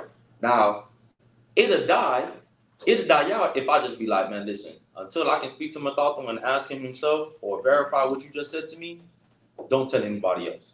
I don't go and tell nobody else, right? Now that spark has been blown out. Or I can go create a group chat on WhatsApp and say everything that I just heard, and then now 15 other people know, right? Now it just continues to spread. So the same way how you can spread a false report with your mouth is the same way you can end it by saying, hey, brother, listen, don't go around saying what you just said until we can figure out what the truth of the matter is. Just keep it to yourself. And that's how we deal with that. Keep reading. Curse the whisper and double tongue. Right. For such have destroyed many that were at peace. Right. And that's what, at the end of the day, that's what it does. It destroys peace. Raising a false report destroys peace. Right. If you ever look at a couple that's always arguing, more than likely that woman is probably accusing that man of stuff that he probably never did, and vice versa. That man is probably accusing her of stuff that she probably never did.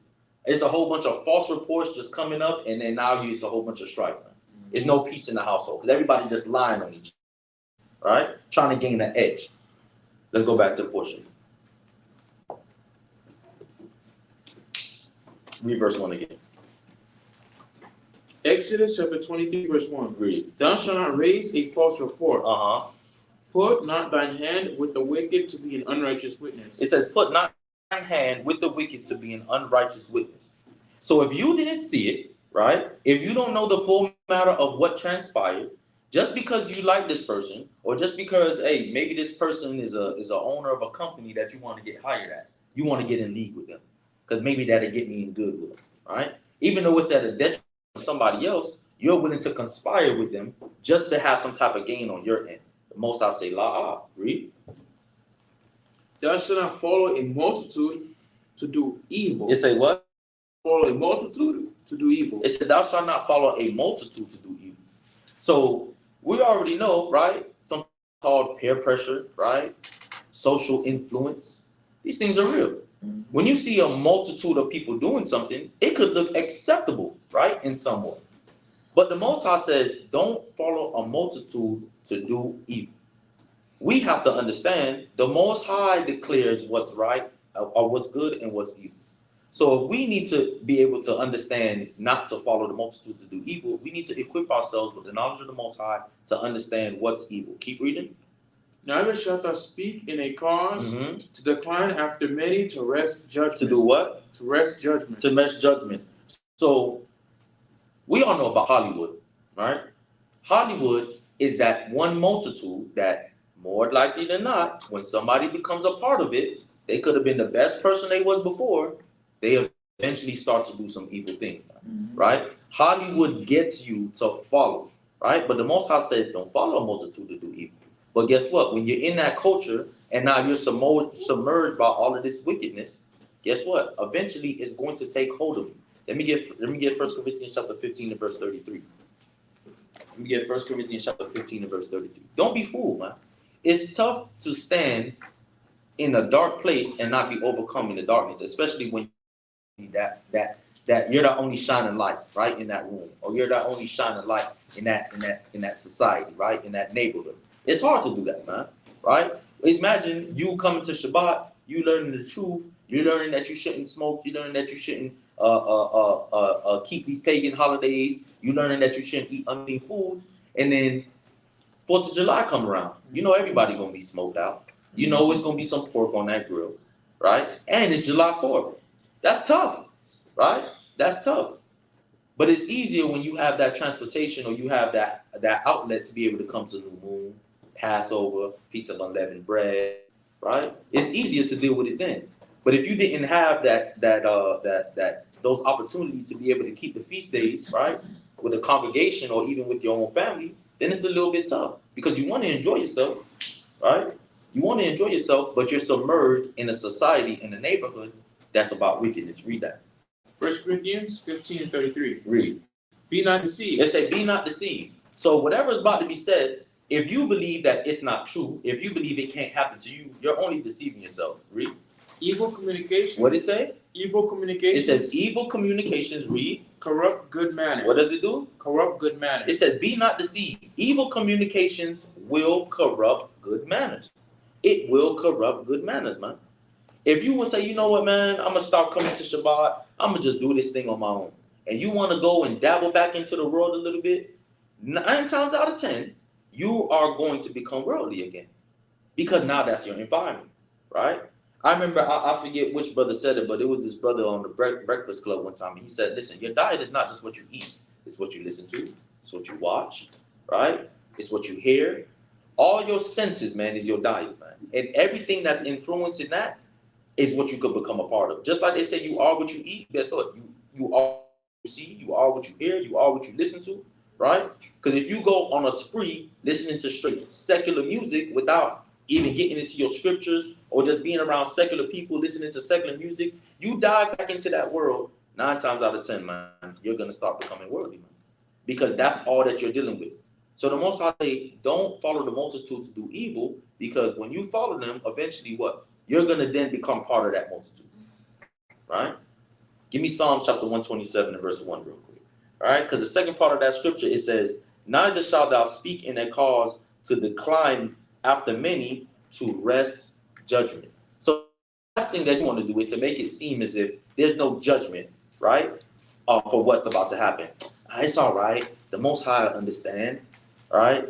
I'm only doing a little bit of wickedness. The Most High don't care about that, man, right? Because you want to justify following that multitude to do evil, right?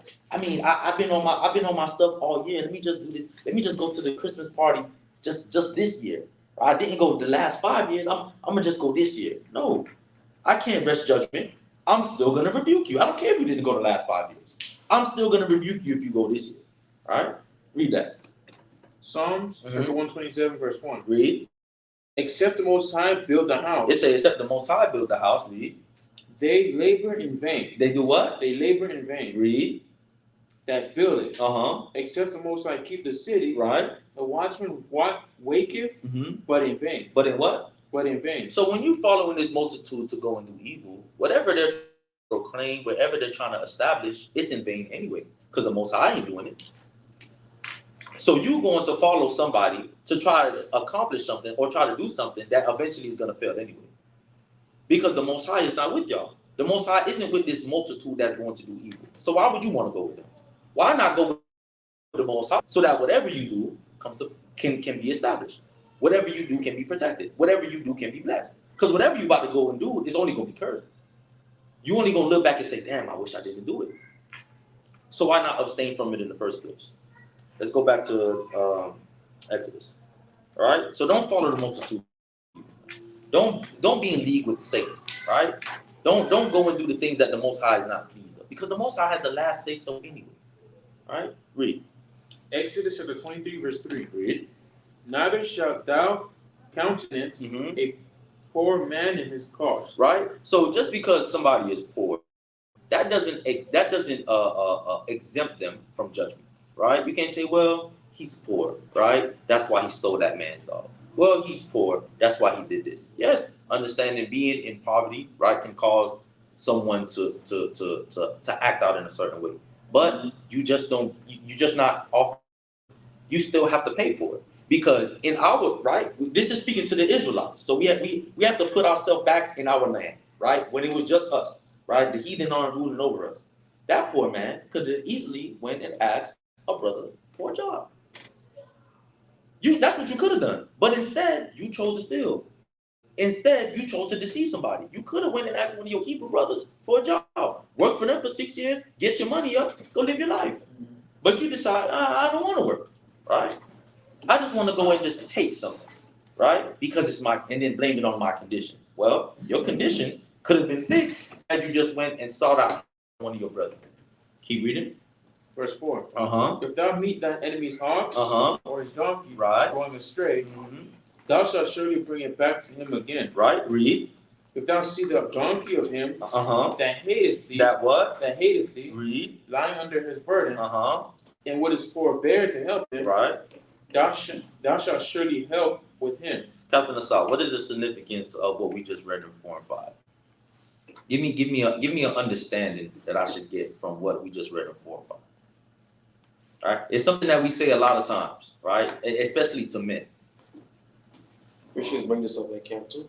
Huh? That's the principle from that law. Come. Bring this up at camp. What's something that I should gain from this?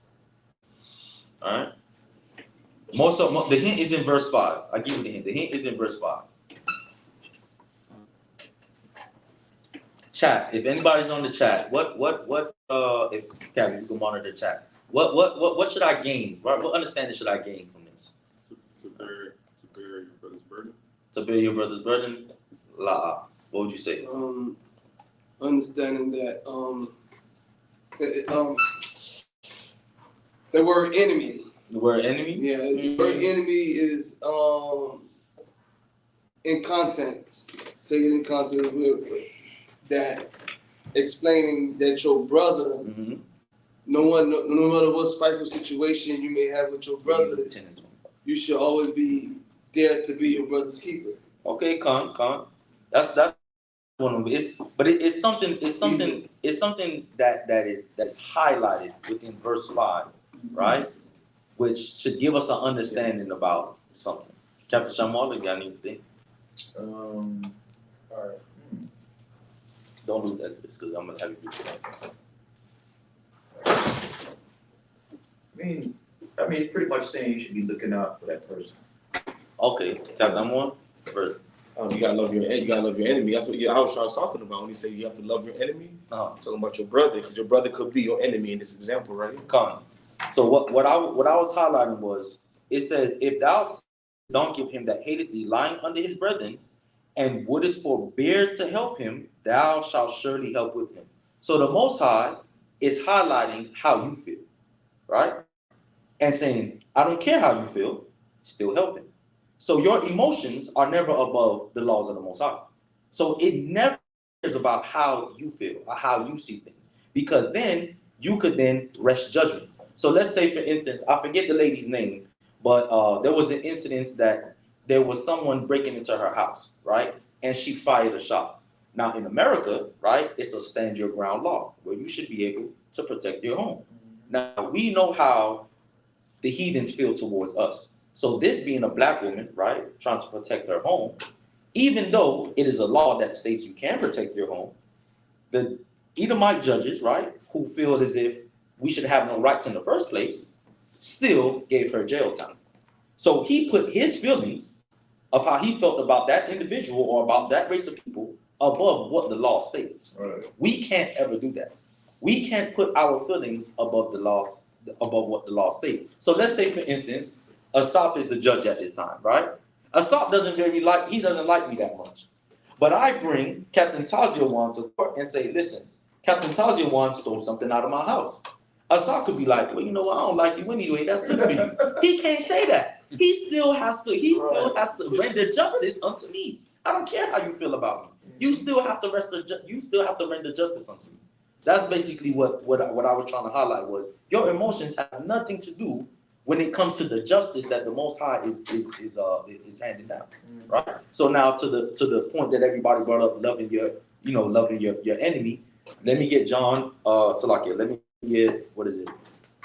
Luke 10 and verse 26.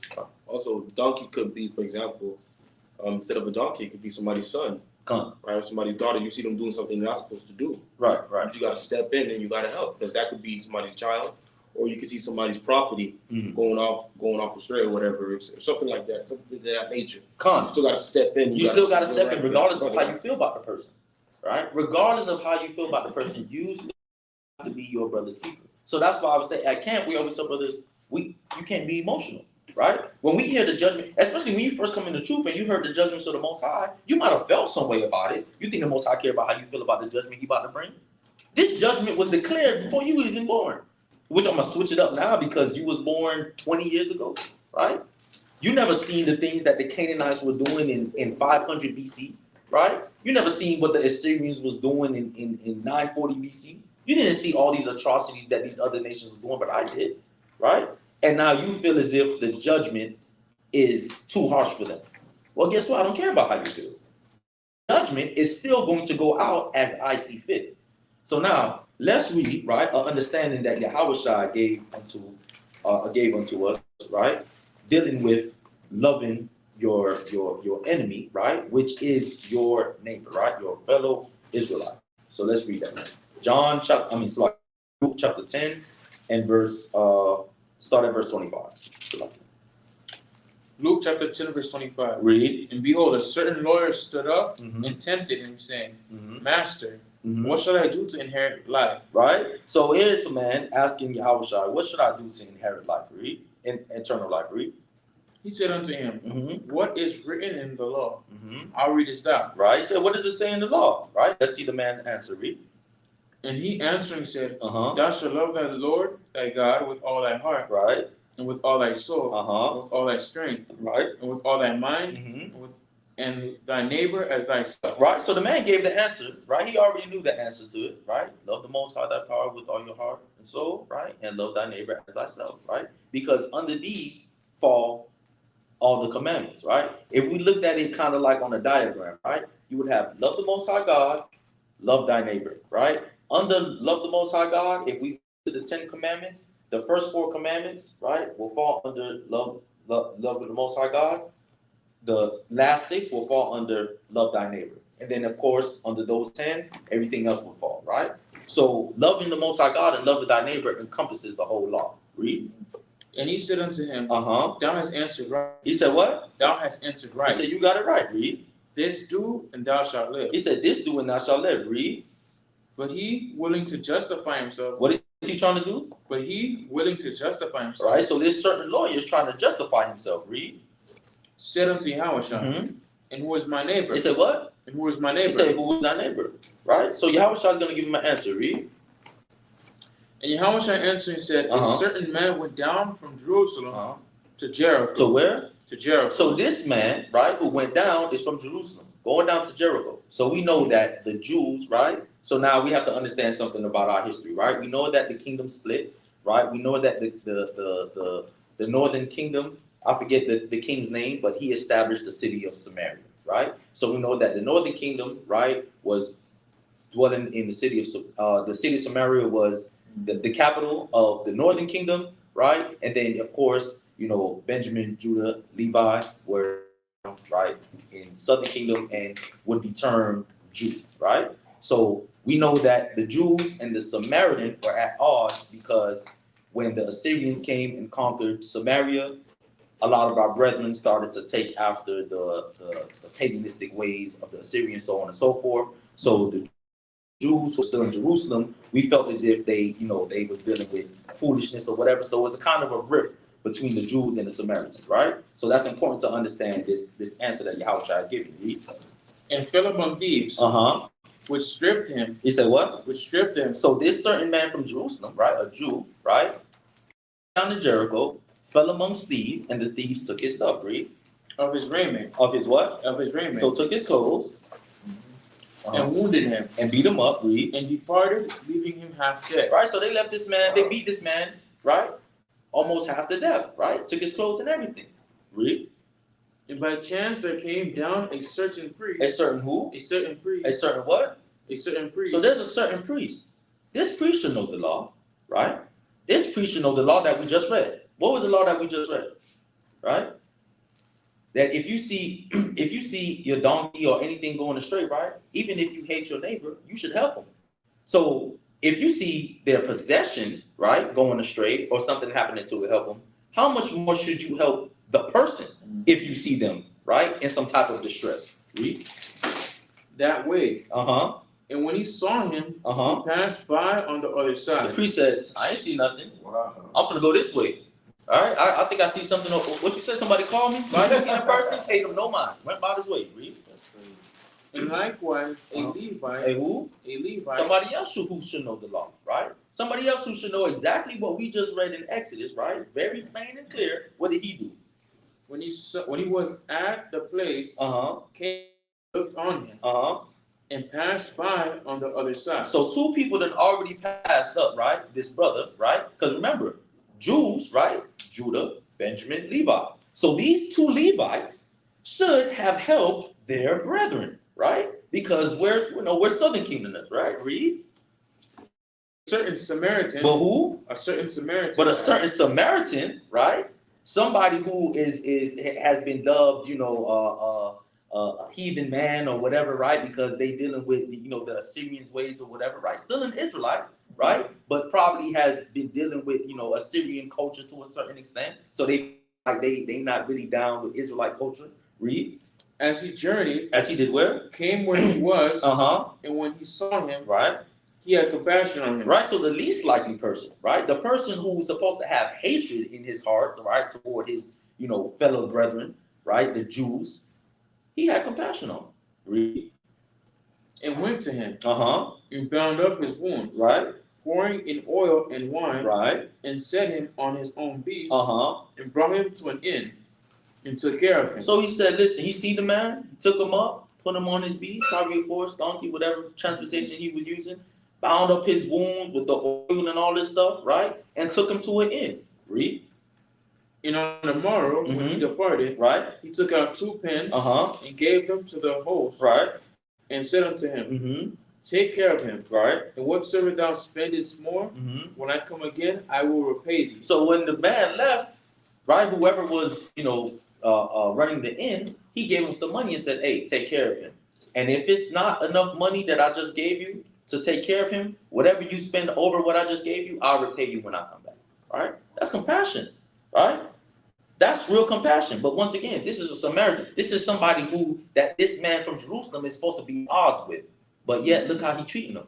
But his brethren, right, the 2 Levites who passed them, didn't pay him no mind. And these are probably people he's seen every day. Right? Read. Which now of these 3 thinkest thou was neighbor unto him that fell among the thieves? So then Yahawah posed a question. Who do you think, right, was a neighbor unto this man, right? Yes, your fellow Israelite is your neighbor. But that just goes to show us the spiritual side of things. Yes, we are the children of Israel, but if we act like heathen, we are then called what? Gentiles, right? Right? We act like Gentiles. Yes, we're physically the children of Israel. Nobody can take that from us. But when we act like Gentiles, we're Gentiles. Yes, we are all neighbors. But if we want to act as enemies towards each other, then guess what? The true neighbor would be the one who acts neighborly. So that's what Yahawah is trying to explain to him, right? So now, for us to be considered, right, truly to say, love thy neighbor as thyself, I'm supposed to be treating you as a neighbor in the first place. If I'm treating you like you're just anybody else, then that saying, love thy neighbor as thyself, how can it then be applied? I'm not treating you like a neighbor in the first place. So Yahawah is trying to get him to understand, even though the Samaritans and the Jews probably at odds, guess what? The Samaritan was the one to help the Jew. And the one who I'm seeing every day, right? The ones who I'm around, the ones who we still speak the Hebrew purely and we keep in all the feast days, guess what? I can't depend on you to help me out. Right? So are you truly my neighbor? Right? By blood you are, but by action are you truly my neighbor? Right. And that's what Yahawah is trying. Yeah, that's what the understanding we get from reading this. And the Most High is trying to teach us when we go back to Exodus. Let's go back to Exodus and read that. All right. Just like Cap always tell us, right? We're not just captains of 50s, 100s, 10s just on Shabbat. We're that every day, right? You're just not someone's neighbor when y'all on good terms.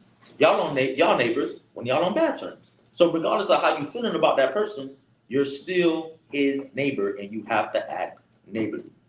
Yes, some Cap? Galatians 6 and 2. Galatians 6 and 2. Separated.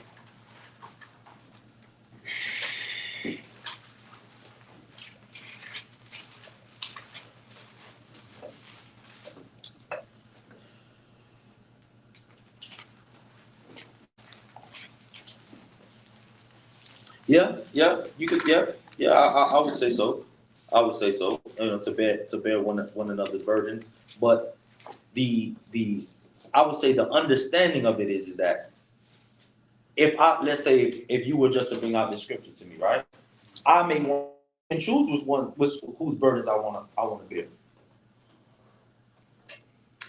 I might say, well, I'll be willing to bear without the one's burdens. Right, but I won't be willing to bear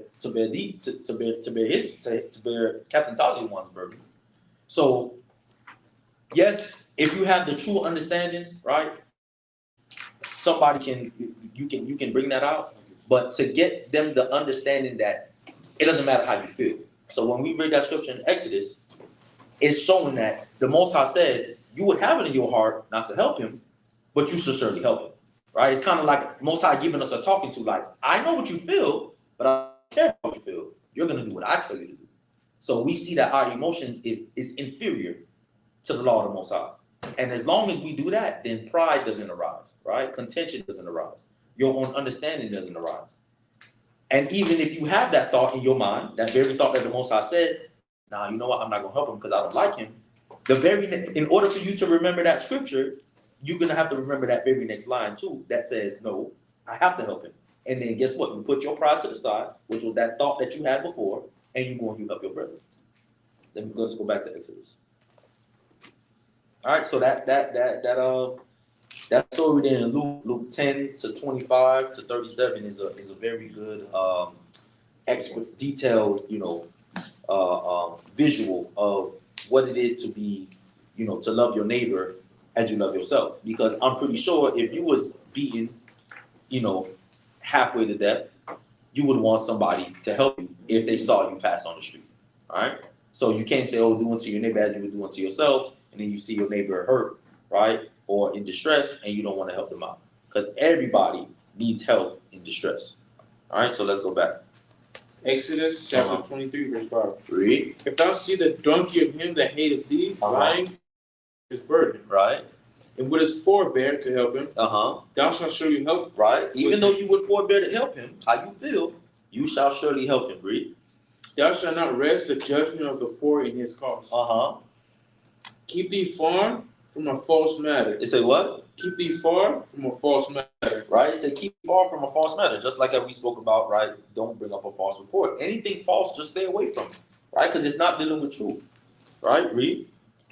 And the innocent and righteous say thou not. Right.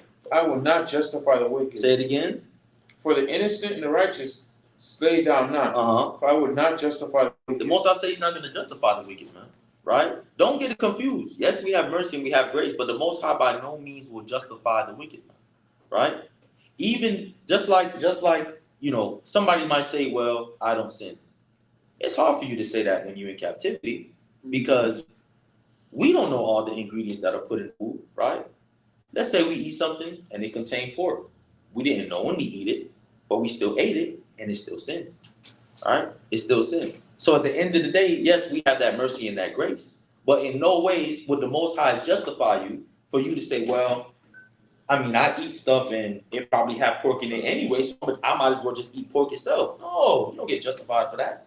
You don't have no argument when it comes to that, right? Because you're trying to keep the commandments, but of course, being in captivity, having to serve your enemies, when Most High said that you would have to go for them, right, for food and for water and for clothing, guess what? You don't have control as to what they're giving you, right? That's a part of being under your enemy's hand.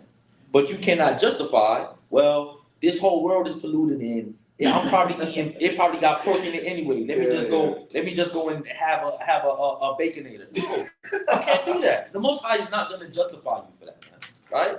That grace doesn't kick in for you right there. Because that's just blatant presumptuous sin, man, right? You got to take account for that. Keep reading. Thou shalt take no gift, for the gift blindeth the wise, and perverteth the words of the righteous. And do what? Pervert the words of the righteous. Right, because when we watch these trials here in America, and we see a verdict come out that clearly was wrong, what's the first thing we say? Somebody must have paid off that judge. Right? He must be getting paid under the table. Right? He must he must have got a call from the mafia or somebody, right? Something got to be going on. It was clear that person, right, should have received a certain sentence. He shouldn't have got off, right?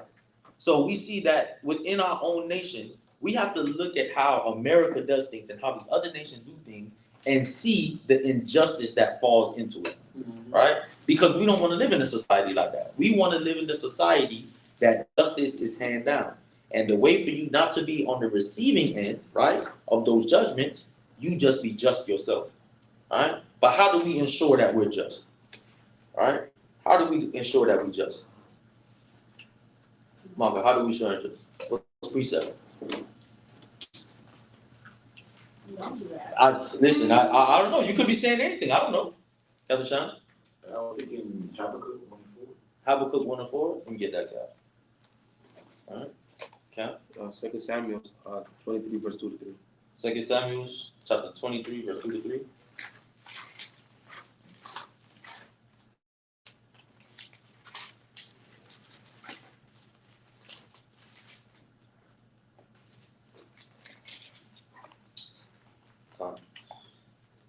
Yeah, right, Cap. Habakkuk chapter 1 verse 4. Therefore the law is slack. The law is what? Slack. Read. And judgment never go forth. Right. So speaking of being in captivity, right, and being under the hand of the other nations, man, the law is slack, right, and justice is not going forth. Read. For the wicked doeth compass about the righteous. Therefore wrong judgment proceeded. But do say what? Wrong judgment does what? Therefore wrong judgment proceeded. Right. And guess what? In our history, we were guilty of the same thing, man. We were guilty of wresting judgment. So you see, just like when we read eye for eye, tooth for tooth, the Most High said, oh, so y'all want to wrest judgment? Right? Y'all want to cast my laws behind y'all back? Well, guess what? I'm going to put y'all under another nation who's going to do the same thing and watch y'all cry about it. Right? Now you see how it feels.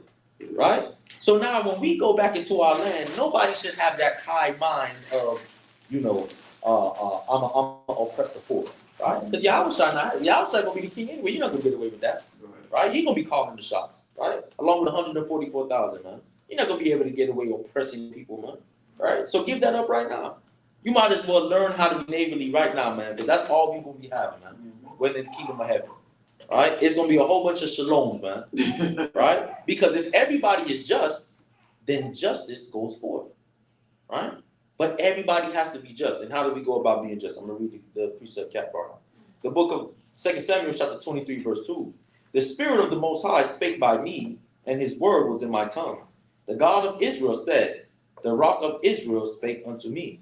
He that ruleth over men must be just, ruling in the fear of God. So if we want to ensure justice throughout our society, throughout our nation, throughout our neighborhoods, we all need to be in the fear of the Most High. That leads us to the next question. What is the fear of the Most High? How do we fear the Most High? Oh, I thought you had something, Craig. I thought you had something. You put up his hand. I was going to say, okay, that's a heavy precept, man. All right. How do we fear the Most High? We get a precept for that. How do we fear the Most High? Psalms 111 and 10. Psalms 111 and 10. Yeah.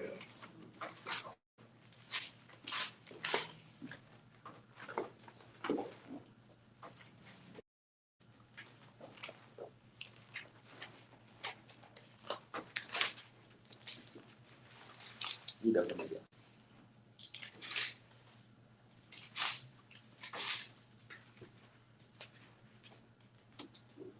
Psalm chapter 111, verse 10. The fear of the Lord is the beginning of wisdom. Right. But a good understanding have all they that do his commandments. His praise endureth forever. Right. So if you want to show fear, right, to the Most High, if you want to show that you fear the Most High, man, you got to keep the commandments, man. Because the commandments will give you an understanding. Everything that we're reading right now is to get an understanding. Understanding of what? An understanding of the Most High, right? As much as he's shown to us, right? Because the Most High doesn't reveal everything to us, right? But we get an understanding of the Most High. We get an understanding of how to treat each other, right? We get an understanding on how to treat our land. We get an understanding on how to treat our livestock, right? That's a good understanding, man, because that's what makes the society run, man. All these things have some type of connection to one another. And if we know how to deal with each aspect of life, man, that's a good life to live. All right, let's go back to the portion. Pick up at verse 9.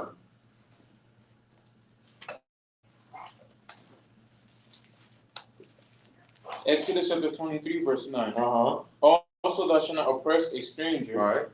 For you know the heart of a stranger, seeing you were strangers in the land of Egypt. All right, read. And 6 years thou shalt sow thy land, and shalt gather in the fruits thereof. All right. But the 7th year thou shalt let it rest and lie still. Right. That the poor of thy people that the poor of thy people may eat. That the what? That the poor of thy people may eat. The Most High is telling us that we should let this in the 7th year, right? We should let the land rest, right? So that we shouldn't harvest, we shouldn't sow, so that the poor of the people can eat. So the Most High always shows compassion, right? For the lowly, right? For the have-nots, man. Right? In this country, if you're poor, oh well, right? It's the American dream. It's America. You need to figure out a way. But the Most High has things in place that the poor of our people will be taken care of, right? That's the compassion that the Most High shows us. Keep reading. And what they leave the beasts of the field shall eat. In like manner, thou shalt deal with thy vineyard and with thy olive yard. Right? So the Most High said with your vineyard, with your olive yard, right? With your gardens. Listen, don't sow, don't harvest nothing in that 7th year. Read. 6 days thou shalt do thy work. And on the 7th day thou shalt rest. Right. And thine ox and thine donkey may rest. Right. And the son of thy handmaid, and the stranger may be refreshed. So the Most High said, listen, the land is gonna every 7 years, right? And you should rest every 7th day. So just as you're refreshed on the 7th day, the land will be refreshed on the 7th year. We probably don't know all the science behind it, right? Everything that's going on in the soil, that's going on in the trees and the leaves, we probably not understand it. But the Most High knows. Anything the Most High tells us to do, even if you don't understand it in totality, the Most High didn't ask you to have a super divine understanding about it. All He did was tell you to be obedient. If I say do this, then just do it, regardless of if you understand the inner workings of how it is, man. Right? Just do what I tell you to do. Right? So give me Leviticus chapter 26 and verse 32, because when we look at things like the rainforest, right? We look at animals that might have went extinct. Who do we blame for the destruction of these things? All right? We blame Esau, right? Because anytime Esau finds some type of mineral, guess what? He's going to run over all the trees, dig up the mineral, and go about his way. He finds out that rhinoceros horn is going for $1 million on the black market. Listen, all the rhinoceros, they better count their days. They're grits, Cap. They're not going to make it, right? So the Most High told us, make sure the land can rest, right? Give the land its rest. So now let's see what happens when we don't give the land to us, right? Leviticus 26 and verse 30. 26 and 32. Leviticus 26:32. Read. And I will bring the land into desolation. It says what? And I will bring the land into desolation. It says, I will bring the land into desolation. At the beginning of Leviticus 26, the Most High is telling us what was going to happen, right, if we disobeyed His commandments, right? If we abhorred His commandments, if we abhorred the covenant, right?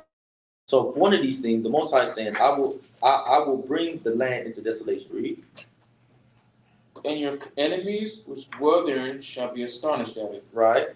And I will scatter you among the heathen, and will draw out a sword after you. Right. And your land shall be desolate, and your cities waste. Read.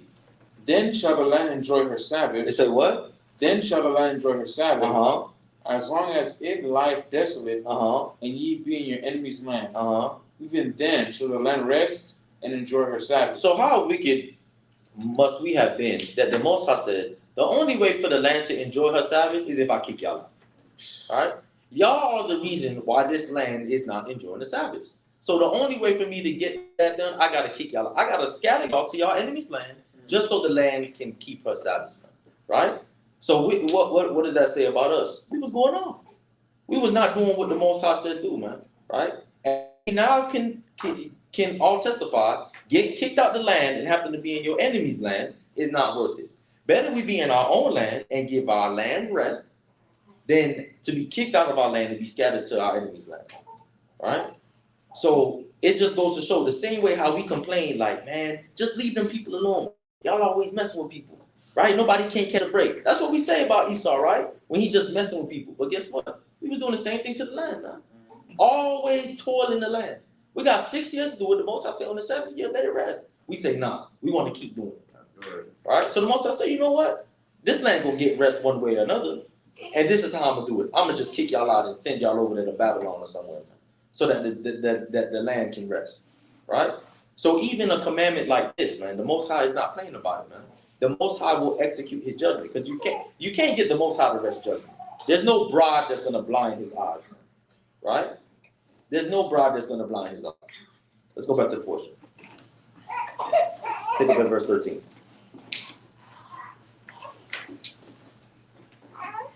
Exodus chapter 23, verse 13. Read. And in all things I have said unto you, be circumspect. Be what? Be circumspect. Be circumspect. Give me the definition of circumspect. All right, All right, we'll bring it up.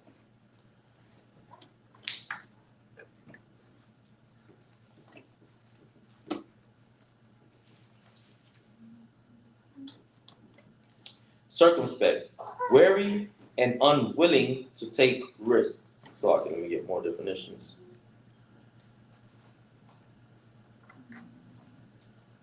Oh, my phone freezing up. Oh, that's bad reception.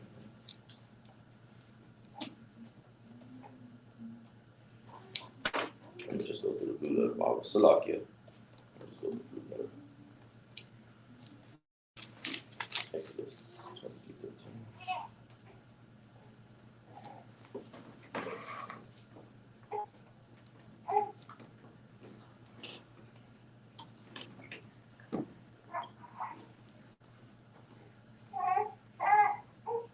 All right, read that word. Circumspect. Circumspect. Shamar in the Hebrew. Right. To keep. Guard. To keep. Guard. Read. Observe. Observe. Give heed. To keep. Have charge of. To have what? To have charge. Right. So to be circumspect of it, guard it. Right. Keep charge of it. Basically, don't leave it. Don't forget it. Right. Don't make it something that is out of sight, out of mind. Right. Constantly regard what is being said. Finish that out in verse 13. And make no mention of the name of other gods. Right. Neither let it be heard out of thy mouth. It said what? Neither let it be heard out of thy mouth. So it says, make no mention, right, the name of other gods. Now, when we go to camp, right, we say other gods' names in a way to rebuke him, right? We say Caesar Borgia, Krishna, Buddha, right? Are we sinning when we say those names? What say you, Cap? Are we sinning when we say those names? So what's the understanding of this, right? When it says make no mention of the name of other gods, neither let it be heard out of the mouth. All right? Matthew 6:24. Matthew chapter 6, verse 24. It's an example. When Yahawah said the name of another God. That's how it said.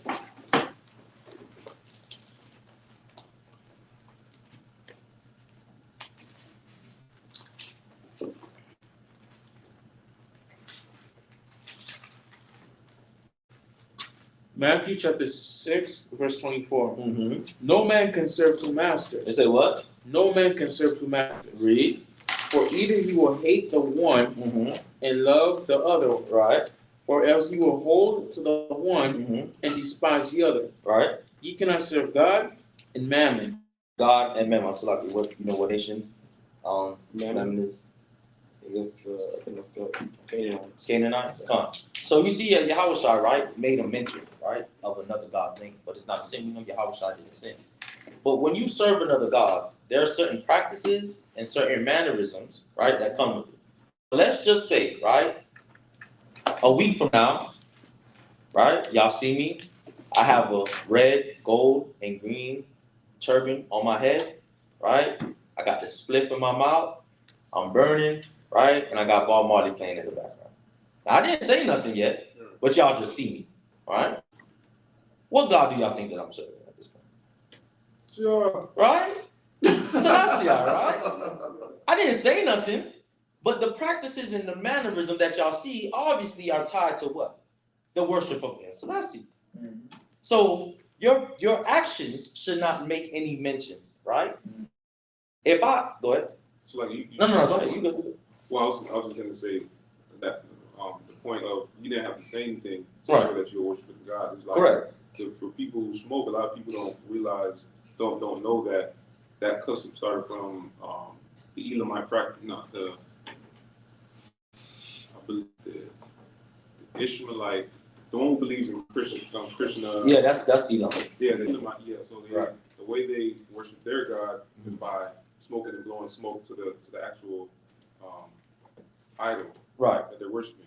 So people in the world, they might not even be Rastas. Right. Just the action of them smoking is Correct. still a custom of worshiping the God. Come on. Now, it would be different if I said, come on, Captain Ahhad, let's go worship Balaam. Right? I didn't say Balaam's name to rebuke him. I'm trying to entice my neighbor to go and serve another God. Right. So in that instance, I did say it, right? But the actions that we're about to go take is to go and serve him, right? So I'm mentioning this God to entice my neighbor to come and serve them with me. not to rebuke them, right? Not to say to stay away from it, right? But to actually entice or encourage my neighbor to go and do it, right? So let me get 1 Timothy chapter 4 and verse 16, right? Because it says, be circumspect in all the things that I have said unto you, right? And everything goes back to these commandments, right? And that's the thing about it. The Most High is so repetitive, you have no excuse. You can never go to the Most High and say, I never knew we had to keep the commandments. Like, you just can't get away. If there's no way you can get around keeping the commandments. The Most High tell you to love, you got to keep the commandments. The way you show your neighbor love, you got to keep the commandments, right? What was given unto the children of Israel to make them holy was the commandments. Everything's tied back to the commandments, man, because it's the commands of the Most High. I was looking at it in the NIV. Mm-hmm. When you look, when it says mention, mm-hmm. It means to invoke, right? And I was looking up the definition. It says to call on a deity or spirit in prayer. In what? In prayer. In prayer. As a witness or for inspiration. Right? So for inspiration, right? You asking Buddha to make you rich, right? You're going to Buddha for help, right? You're going to Krishna for help. You can't do those things, right? You can't do those things. But now listen, you might not say Buddha name, but I come into your house, right? I tell you I'm downstairs. I see you coming out the door and you rub Buddha belly on your way out. Oh, you ain't say Buddha name. Right. But why you rubbing Buddha belly? Right? Where you think he's gonna come from? Look at my crazy rubbing his belly. why you rubbing Buddha belly, man? So like we said, there's practices and mannerisms that come with serving another God. And it's easy for us to see. Because anything outside of the commandments, you got a question. Yo, why you doing that? That's what God are you doing that for? Because that's not for the Most High. Right? That's not for Yahawah. What day we supposed to get together and go over the scriptures? Shabbat. Well, I see people getting together on Sunday. It can't be for the Most High Yahawah. It got to be for somebody else. Because the Most High said the seventh day. Y'all getting together on the first day. Right. Something not adding up. What God is it that y'all talking to on this first day? Because it can't be the God that said get together on the seventh day. It just can't be. Right? That's how we know y'all dealing with Caesar bullshit. Right? Because if you was dealing with the Most High, it would be the seventh day that you got together. Because that's what he said in his word. Right? So read that for me, Cap. 1 Timothy 4 and 16.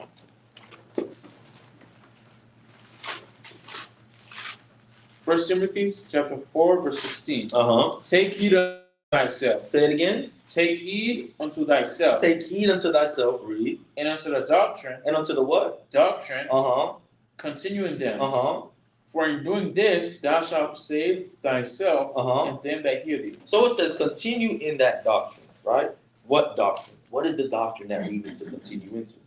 All right? Anybody got a precept for that? What is the doctrine that we should be continuing into that is going to save both ourselves and the people that hear us? Because obviously our people are still lost in the Christian church. So whatever doctrine is being spoken in the Christian church, one, is not saving the pastor, and it's definitely not saving the people, right? It's definitely not saving the people because the people are still doing wickedness, right? And we know that the wages of sin is what? It's death, right? We trying to save the people. We trying to save ourselves, right? From spiritually being dead. So there's a certain doctrine that we have to continue with. So somebody give me a precept to what that doctrine should be. All right? Even on the chat, if you on the chat, if you're online, give me a precept to what that doctrine should be. All right? McCray, what you got? Crazy, he ain't got nothing for me. You get a precept. Because somebody might ask. You might bring this scripture up. Hey, man, you got to continue in the doctrine, man. That's going to say. And they say, well, what doctrine? Can't go crickets, right? You know, that's all our people need. You can't answer the question, then now guess what happened, right? They writing a review on Yelp. Hebrew Israelites don't know what they're talking about, right? And they pin the spot that we down in Louisville and say, yeah, come down here and ask them any question. Oh my God. Right? We got to be ready for our people, man. We see what the prophets did with, man. We see what the prophets dealt with, man. Our people are going to contend to go try to trip you up. They try to trip up Yahawah. They knew he was the son of man. They knew he was the son of God. They still try to trip him up. Right. So don't think that they ain't going to try to trip you up. But Yahawashi had the answer, right? Confounding them every time. So we know we got the same thing. What you got, Cap? I mean, it's vague, but I have. You know, our people. Listen, our people need to know exactly. They don't need vagueness. Our people need to know exactly what the doctrine is. They need to know exactly the teaching that they need to be adherent to. They need to know exactly. They don't need vagueness. I need a Ginsu knife right now. What you got, Cap? So right, 19. Let me get started right 1990. It's against you knife, right? It's against you knife, right? The butter knife, sometimes you can't do the job, man. Right? You gotta have the against you knife, man. You gotta be able to cut straight through. Let me start right 1919. All right? Because our people gonna ask that. What's the doctrine? What's the doctrine that I'm supposed to stay in? All right, what's the doctrine that I'm supposed to follow? And we will give them this scripture right here. Read that. Sirach chapter 19, verse 19. Read. The knowledge of the commandments of the Most High is the doctrine of life. It say what? Read it again. The knowledge of the commandments of the Most High. The knowledge of the commandments of the Most High, read. Is the doctrine of life. So the doctrine that they need to be walking in is the commandments of the Most High. It's that simple. You walk in that, you'll save your life and the people that hear you. Right? Because the doctrine that you're going to take in is everything that we're reading right now. And when you speak to somebody else, whenever you're giving them advice or counsel, you're going to be giving them these laws. So that's what made Noah just. And he said that he walked with God. Noah. How you walk with the Most High. That's how you walk with the Most High. Because whatever, say for instance, right? Noah didn't keep Feast of Tabernacles, obviously, right? Because Feast of Tabernacles is something more for the children of Israel. Right. But nonetheless, whenever the Most High was dealing with somebody, whatever he told them to do was the doctrine that they need to continue with. So when we look at what the Most High told us to do, which is keep these laws, statutes, and commandments, that's the doctrine, the teachings that we continue with. We don't go outside of that. When we go outside of that, that's when we start to lean upon our own misunderstanding. All right? So let's go back to the portion. Much to yeah, go ahead.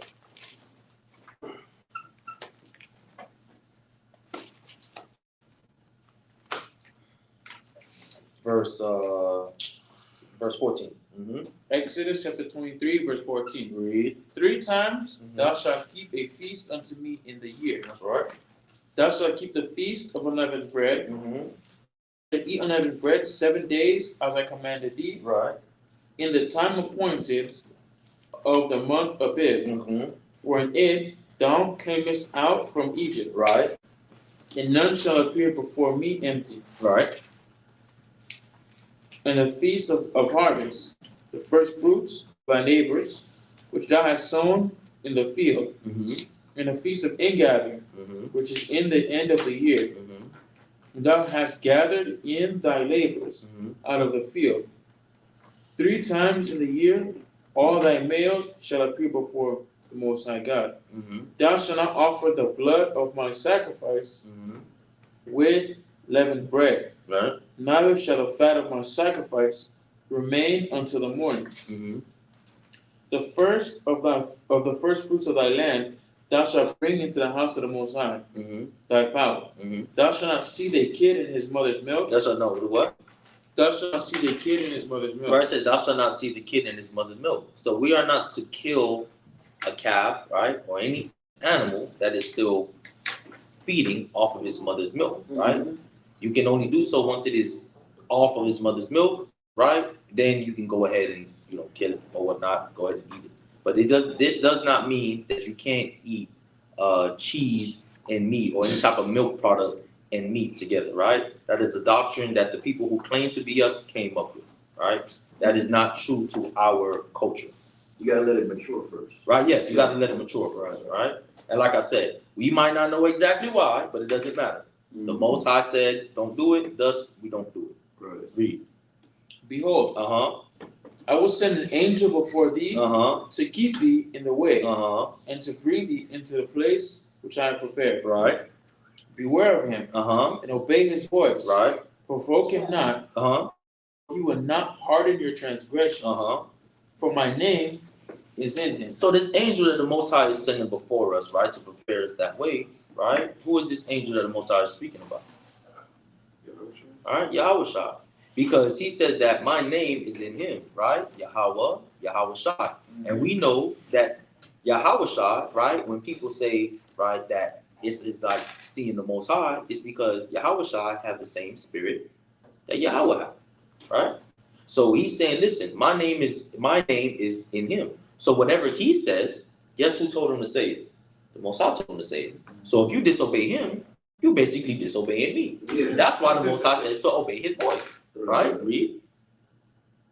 But if thou shalt indeed obey his voice, right, and do all that I speak, then I will be an enemy unto thine enemies, right, and an adversary unto thy adversary. So the Most High said, if you obey, right, this angel's voice, I'll be an enemy unto your enemies, and I'll be an adversary unto your adversaries. So now, when we go out there and we teach the people, right, they call us a hate group, they call us they call us wicked, they call us all these things, right? They now see us as their enemies. Before, when we were docile and we bought into the system, we was cool. There was no problem, right? But now when we're speaking boldly as a lion, now we have become their enemies. So, Captain, without the word, what type of fight are we in? Spiritual. A spiritual fight. So if the Most High said that he will be an enemy unto our enemies and an adversary unto our enemies, is there anyone more stronger spiritually than Yahawah? No. Is there anyone more strongly spiritually than the Most High? No. So if we're in a spiritual fight and the Most High said he will be an adversary unto our adversaries, right, and an enemy unto our enemies, shouldn't we keep these commandments knowing that we're in a spiritual fight? Because now we have what? We got the two heaviest hitters on our side. How can we lose? Right? How can we lose? So that's what we understand. When the Most High is saying it's not just a physical. Of course, we see some physical things happening when we go to war, right? The Most High sending the hornets when we get later into the chapter. But we're in a spiritual fight right now. So we need the Most High to be on our side. We need Yahawah to be on our side, man. Because nobody has a stronger spirit than those two. And if we're in a spiritual battle, well then guess what? Having them on our side ensures our victory. Let's keep reading. Verse 23. For mine angel shall go before thee, right, and bring thee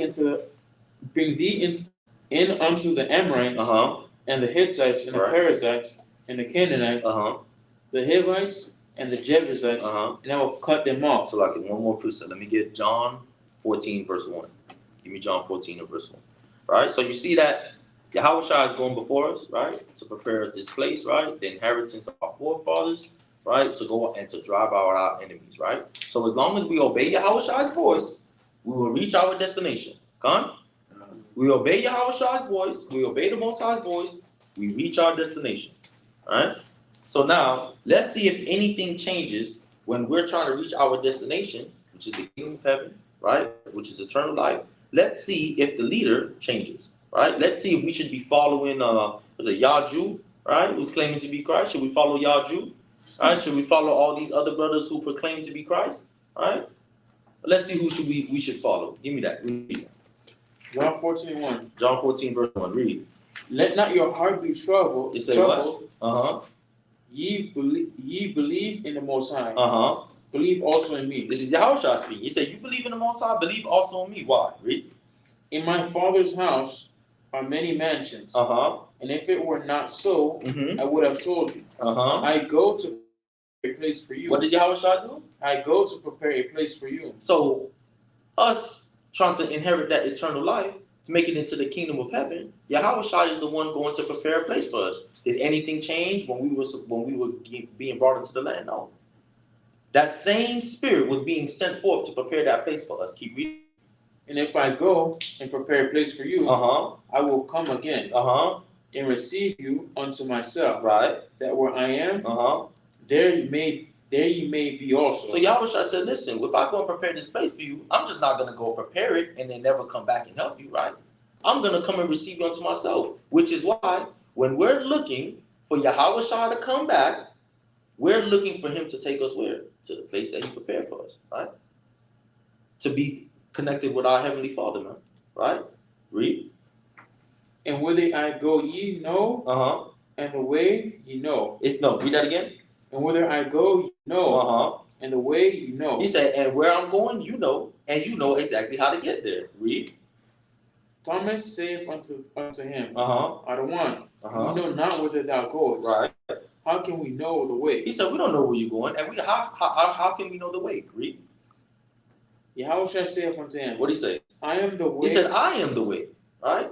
If you obey what I said when I was here on earth, if you obey my Father in heaven, I am the way. Read. The truth.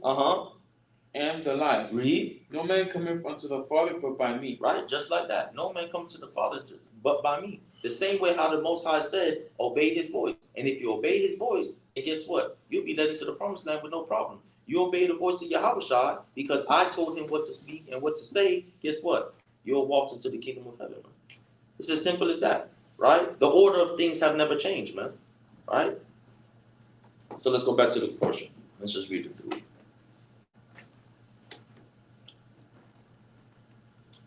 Exodus chapter 23, verse 24. Thou shalt not bow down to their gods, right, nor serve them, nor do after their works, right, but thou shalt utterly overthrow them, and quite break down their images, right, and ye shall serve the Most High your God, and he shall bless thy bread and thy water, right, and I will take sickness away from the midst of thee. Right? Most I say he's gonna bless us abundantly, man. He's gonna take sickness away from us, man. Ain't gonna be no sick, ain't gonna be no high blood pressure, ain't gonna be no diabetes, ain't gonna be no cancer. Most I said I'll take that away, read. There shall nothing cast their young. He said what? There shall nothing cast their young. Listen, man, down to the end, man. It's not gonna have a miscarriage. If ants can have miscarriage, I don't know, right? But the Most High is saying, listen, down to the cattle, man. When that animal, when that person get pregnant, that baby will come forth. You're not gonna have to cast away your young, man. All right, read. Nor be barren. Nor be barren. All right, everybody gonna be fruitful and multiplying, man. All right, they ain't gonna be able to keep up with us, man. Read. In thy land. The number of thy days I will fulfill. Read. I will send my fear before thee, and will destroy all the people to whom thou shalt come. Read. And I will make all thine enemies turn backs unto thee. Right. And I will send hornets before thee, which shall drive out the Hivite, the Canaanite, and the Hittite from before thee. Right.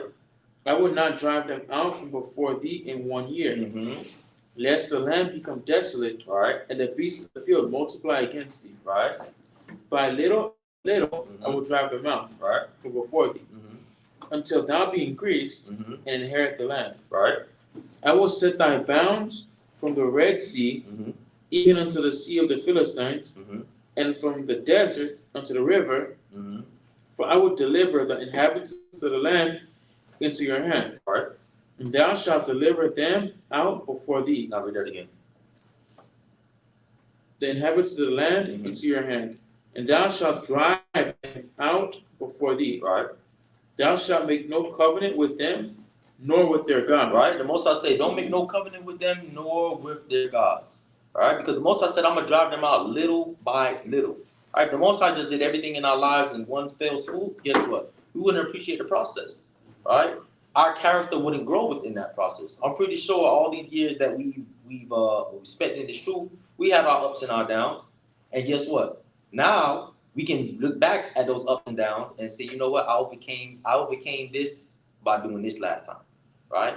But if you just wake up one morning and you all good, you have nothing to look back on. You have no data, right? You have no memory of how to handle something or how to deal with a situation, right? Because everything just disappeared.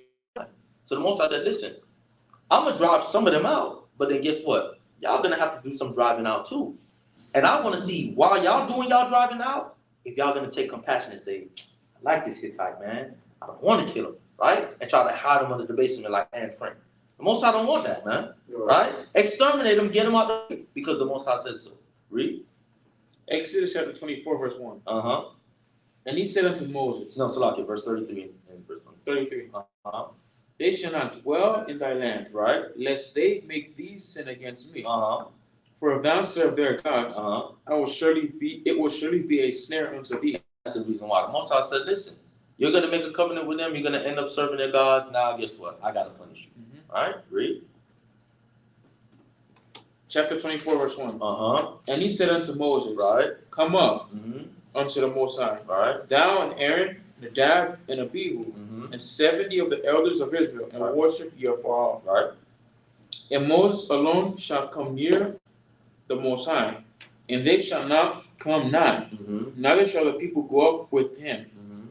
And Moses came and told the people all the words of the Most High, and all the judgments. And all the people answered with one voice, and said, all the words which the Most High have said, we will do. Captain Ahhad, did we keep up our end of the bargain? So what do you think compelled the people to answer so swiftly and so and be so compliant right here? What do you think was happening? What emotion was running through them that would make them so compliant? Fear. Fear of what? Yeah, but what was instilling that fear in them right here at this moment? Was it the noise and the noise? What noise? The Exodus 20:18. What we went over last. Hey, I don't know, man. I don't know. Yeah, I need words. The thunder, like. That's right. Let me get that, right? Because listen, if somebody held a gun to your head, man, and said, listen, do X, Y, and Z, right? More than likely, you'd be like, all right, man, you got it, right? Hand over your wallet. Hey, here you go, right? Instead of somebody coming up to you like, bro, give me your wallet. You'd be like, you get up, like, get up my face. But if somebody got a gun to you, threatening your life, and that fear overtake you, here you go. So when our people is answering right there, they seen these thunderings, these lightnings, they like, Most High, what you said? We got it. No problem. We got it. We good. Read that. Exodus chapter 20, verse 18. Read. And all the people saw the thunderings and the lightnings and the noise of the trumpet, right? And the mountain smoking. And when the people saw it, they removed and stood afar off. Right? They stood afar off. So when Moses came down and said, hey, the Most High said, y'all got to get in order. Y'all got to do X, Y, and Z. We said, all right, con. Just like when your mother giving you a talking to, right, and you just kind of want to get it over with. You just like, all right, Mom, I got you. Cool. Knowing you're going to go break whatever she said later, right? But right now, she got that belt in her hand, right? And you know if you say anything back to her, you're going to get one more slap on the back, right? So you just say whatever. You agree, all right, Mommy, I'm not going to do it no more, right? As soon as she put that belt up and she go to sleep, you go right back to your little mischief. We all know. We all did it. All right, let's go back to the portion. Huh? Yeah. So we see our people, we say, yeah, calm, we're going to do it, Most High, we're going to do it. And then what happens? All right? We go off. Because we're seeing these thunders and these lightnings right now. But we know that the fear of the Most High is what? Keeping his commandments, man. That's how you show that true fear, right? Because you should have that respect, right? That respect unto the Most High, man. The Most High shouldn't have to be showing you thunderings and lightnings for you to keep his commandments, man. It should be for the very love that you have for the Most High power. Read. Verse 4. Verse 4. Verse 24:4. All right. And Moses wrote all the words of the Lord and rose up early in the morning and built an altar under the hill. Right. And 12 pillars, according to the 12 tribes of Israel. That's right. And he sent young men of the children of Israel, which offered burnt offerings and sacrificed peace offerings of oxen unto the Most High. And Moses took half of the blood and put it in the basins. Right. And after the blood, he sprinkled on the altar. Right. And he took the book of the covenant and read in the audience of the people. And they said, all that the Most High have said, we will do and be obedient. Right. And Moses took the blood and sprinkled it on the people and said, behold, the blood of the covenant which the Most High have made with you concerning all these words. Right, concerning all these words. And we know when we read Ecclesiastes chapter 12, verse 13, right? That the whole duty of man is to do what? Fear the Most High and keep his commandments, man. All right, that's your whole duty. So as we see here, the Most High didn't make a covenant with any individual. He didn't say, well, this is the covenant that I made with the children of Israel, except Captain Ahhad and Captain Ahhad. No, everybody was included, right? So when people come and say, well, I have a personal relationship with God, well, what are the terms, the conditions, the commandments, the judges, the statutes of this personal relationship that you have with him? Because I can read you the relationship that he has with the children of Israel. All I got to do is read the law, statutes, and commandments. But this personal relationship that he has with you, I want to know, when did he make it? Was it filled with blood? Did he come down on the mount? Or did he come down on your rooftop with thunders and lightnings? I don't know. Right? Where did the place of this covenant take, when did it take place, right? I'm pretty sure it would have made the news if somebody's rooftop alone had thundering and lightning. I didn't see that yet, right? So I would assume that there was no other place made a covenant with the children of Israel, right, or any other Israelite than on Mount Sinai. All right? So let's keep reading.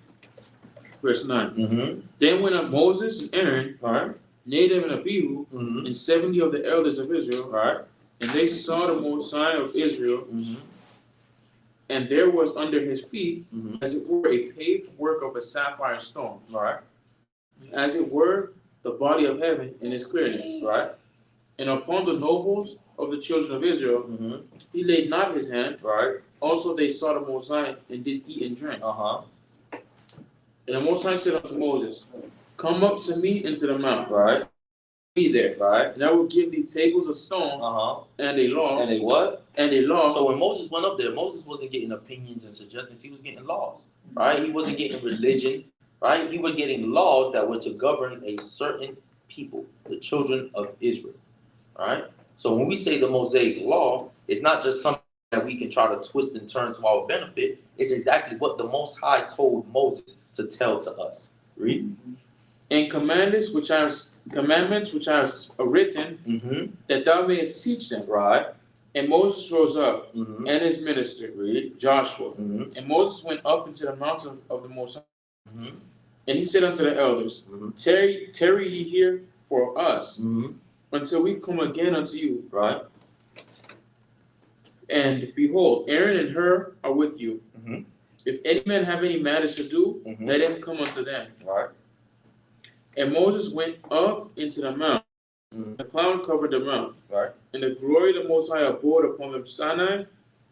And the cloud covered it 6 days. And the seventh day he called unto Moses out of the midst of the cloud. Right.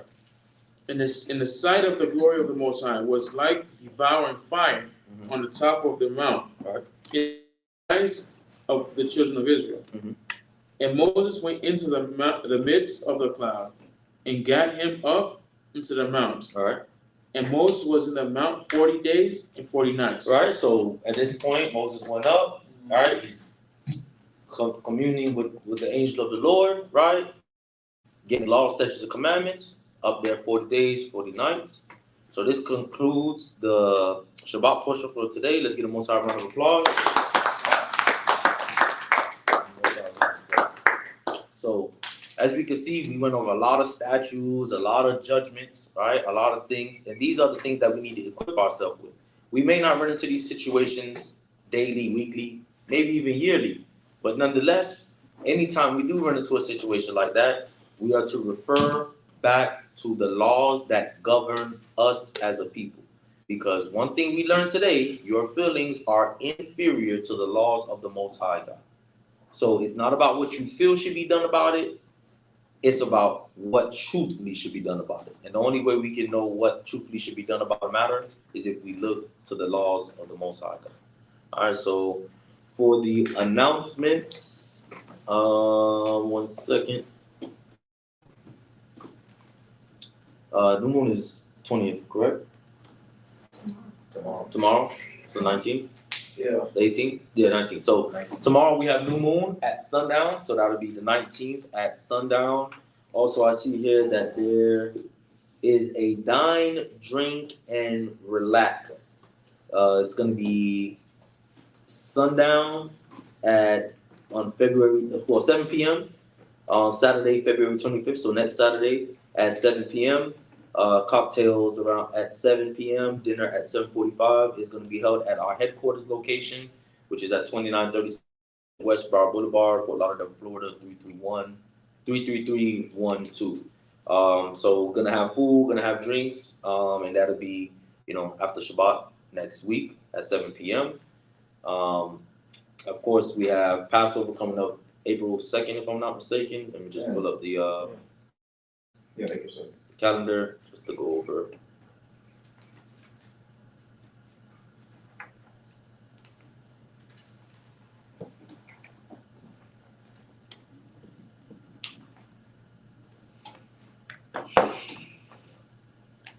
Come.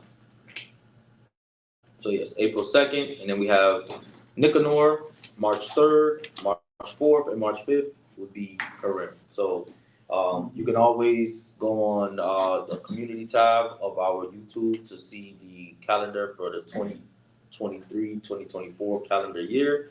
All of our feast days will be listed there. And family, if you have the means, we would definitely like for you to come and commune with us and then rejoice in the name of the Most High Yahawah.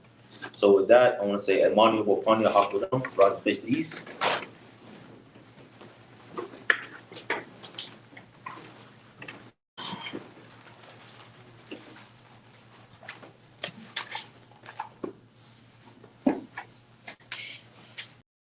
Deuteronomy chapter 26 and verse 16.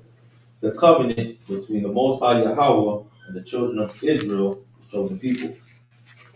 This day, the Most High thy power, This day, the Most High power hath commanded thee to do these statutes, and judgments.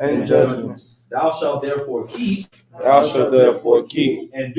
and do them with all thine heart with all thine heart and with all thy soul. and with all thy soul. Thou hast avouched Yahawah this day to be thy God, to walk in his ways, and to keep his statutes, and his commandments, and his judgments, and to hearken unto his voice. And Yahawah hath avouched thee this day to be his peculiar people, as he hath promised thee, and that thou shouldest keep all his commandments, and to make thee high above all nations which he hath made, in praise and in name and in honor, and that thou mayest be an holy people unto Yahawah thy power, as he hath spoken.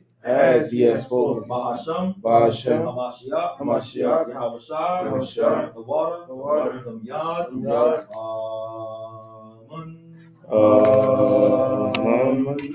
Yahawah. We thank you, Lord, for allowing us to have this Shabbat day. We thank you, Lord, for giving us safe travel, Lord, to all of our destinations, oh Yahawah, Lord, to be fed the heavenly food of faith of our forefather, oh Yahawah, Lord.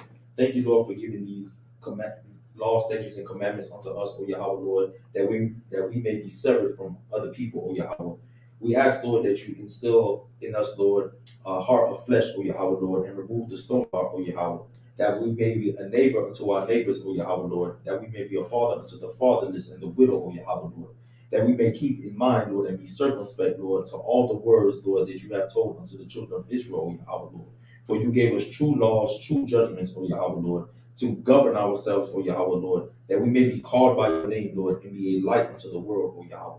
We thank you, Lord, for bringing us back unto our true nationality, unto our true heritage, O Yahawah, Lord, for we know, Lord, that we are rich, O Yahawah. While other things may diminish, O Yahawah, Lord, your word never loses value, O Yahawah, and you have committed that word unto us, Lord, and by that we are rich. Bahasham, Hamashiach, Yahawashi, the word of Yad, Amen. Most round of applause.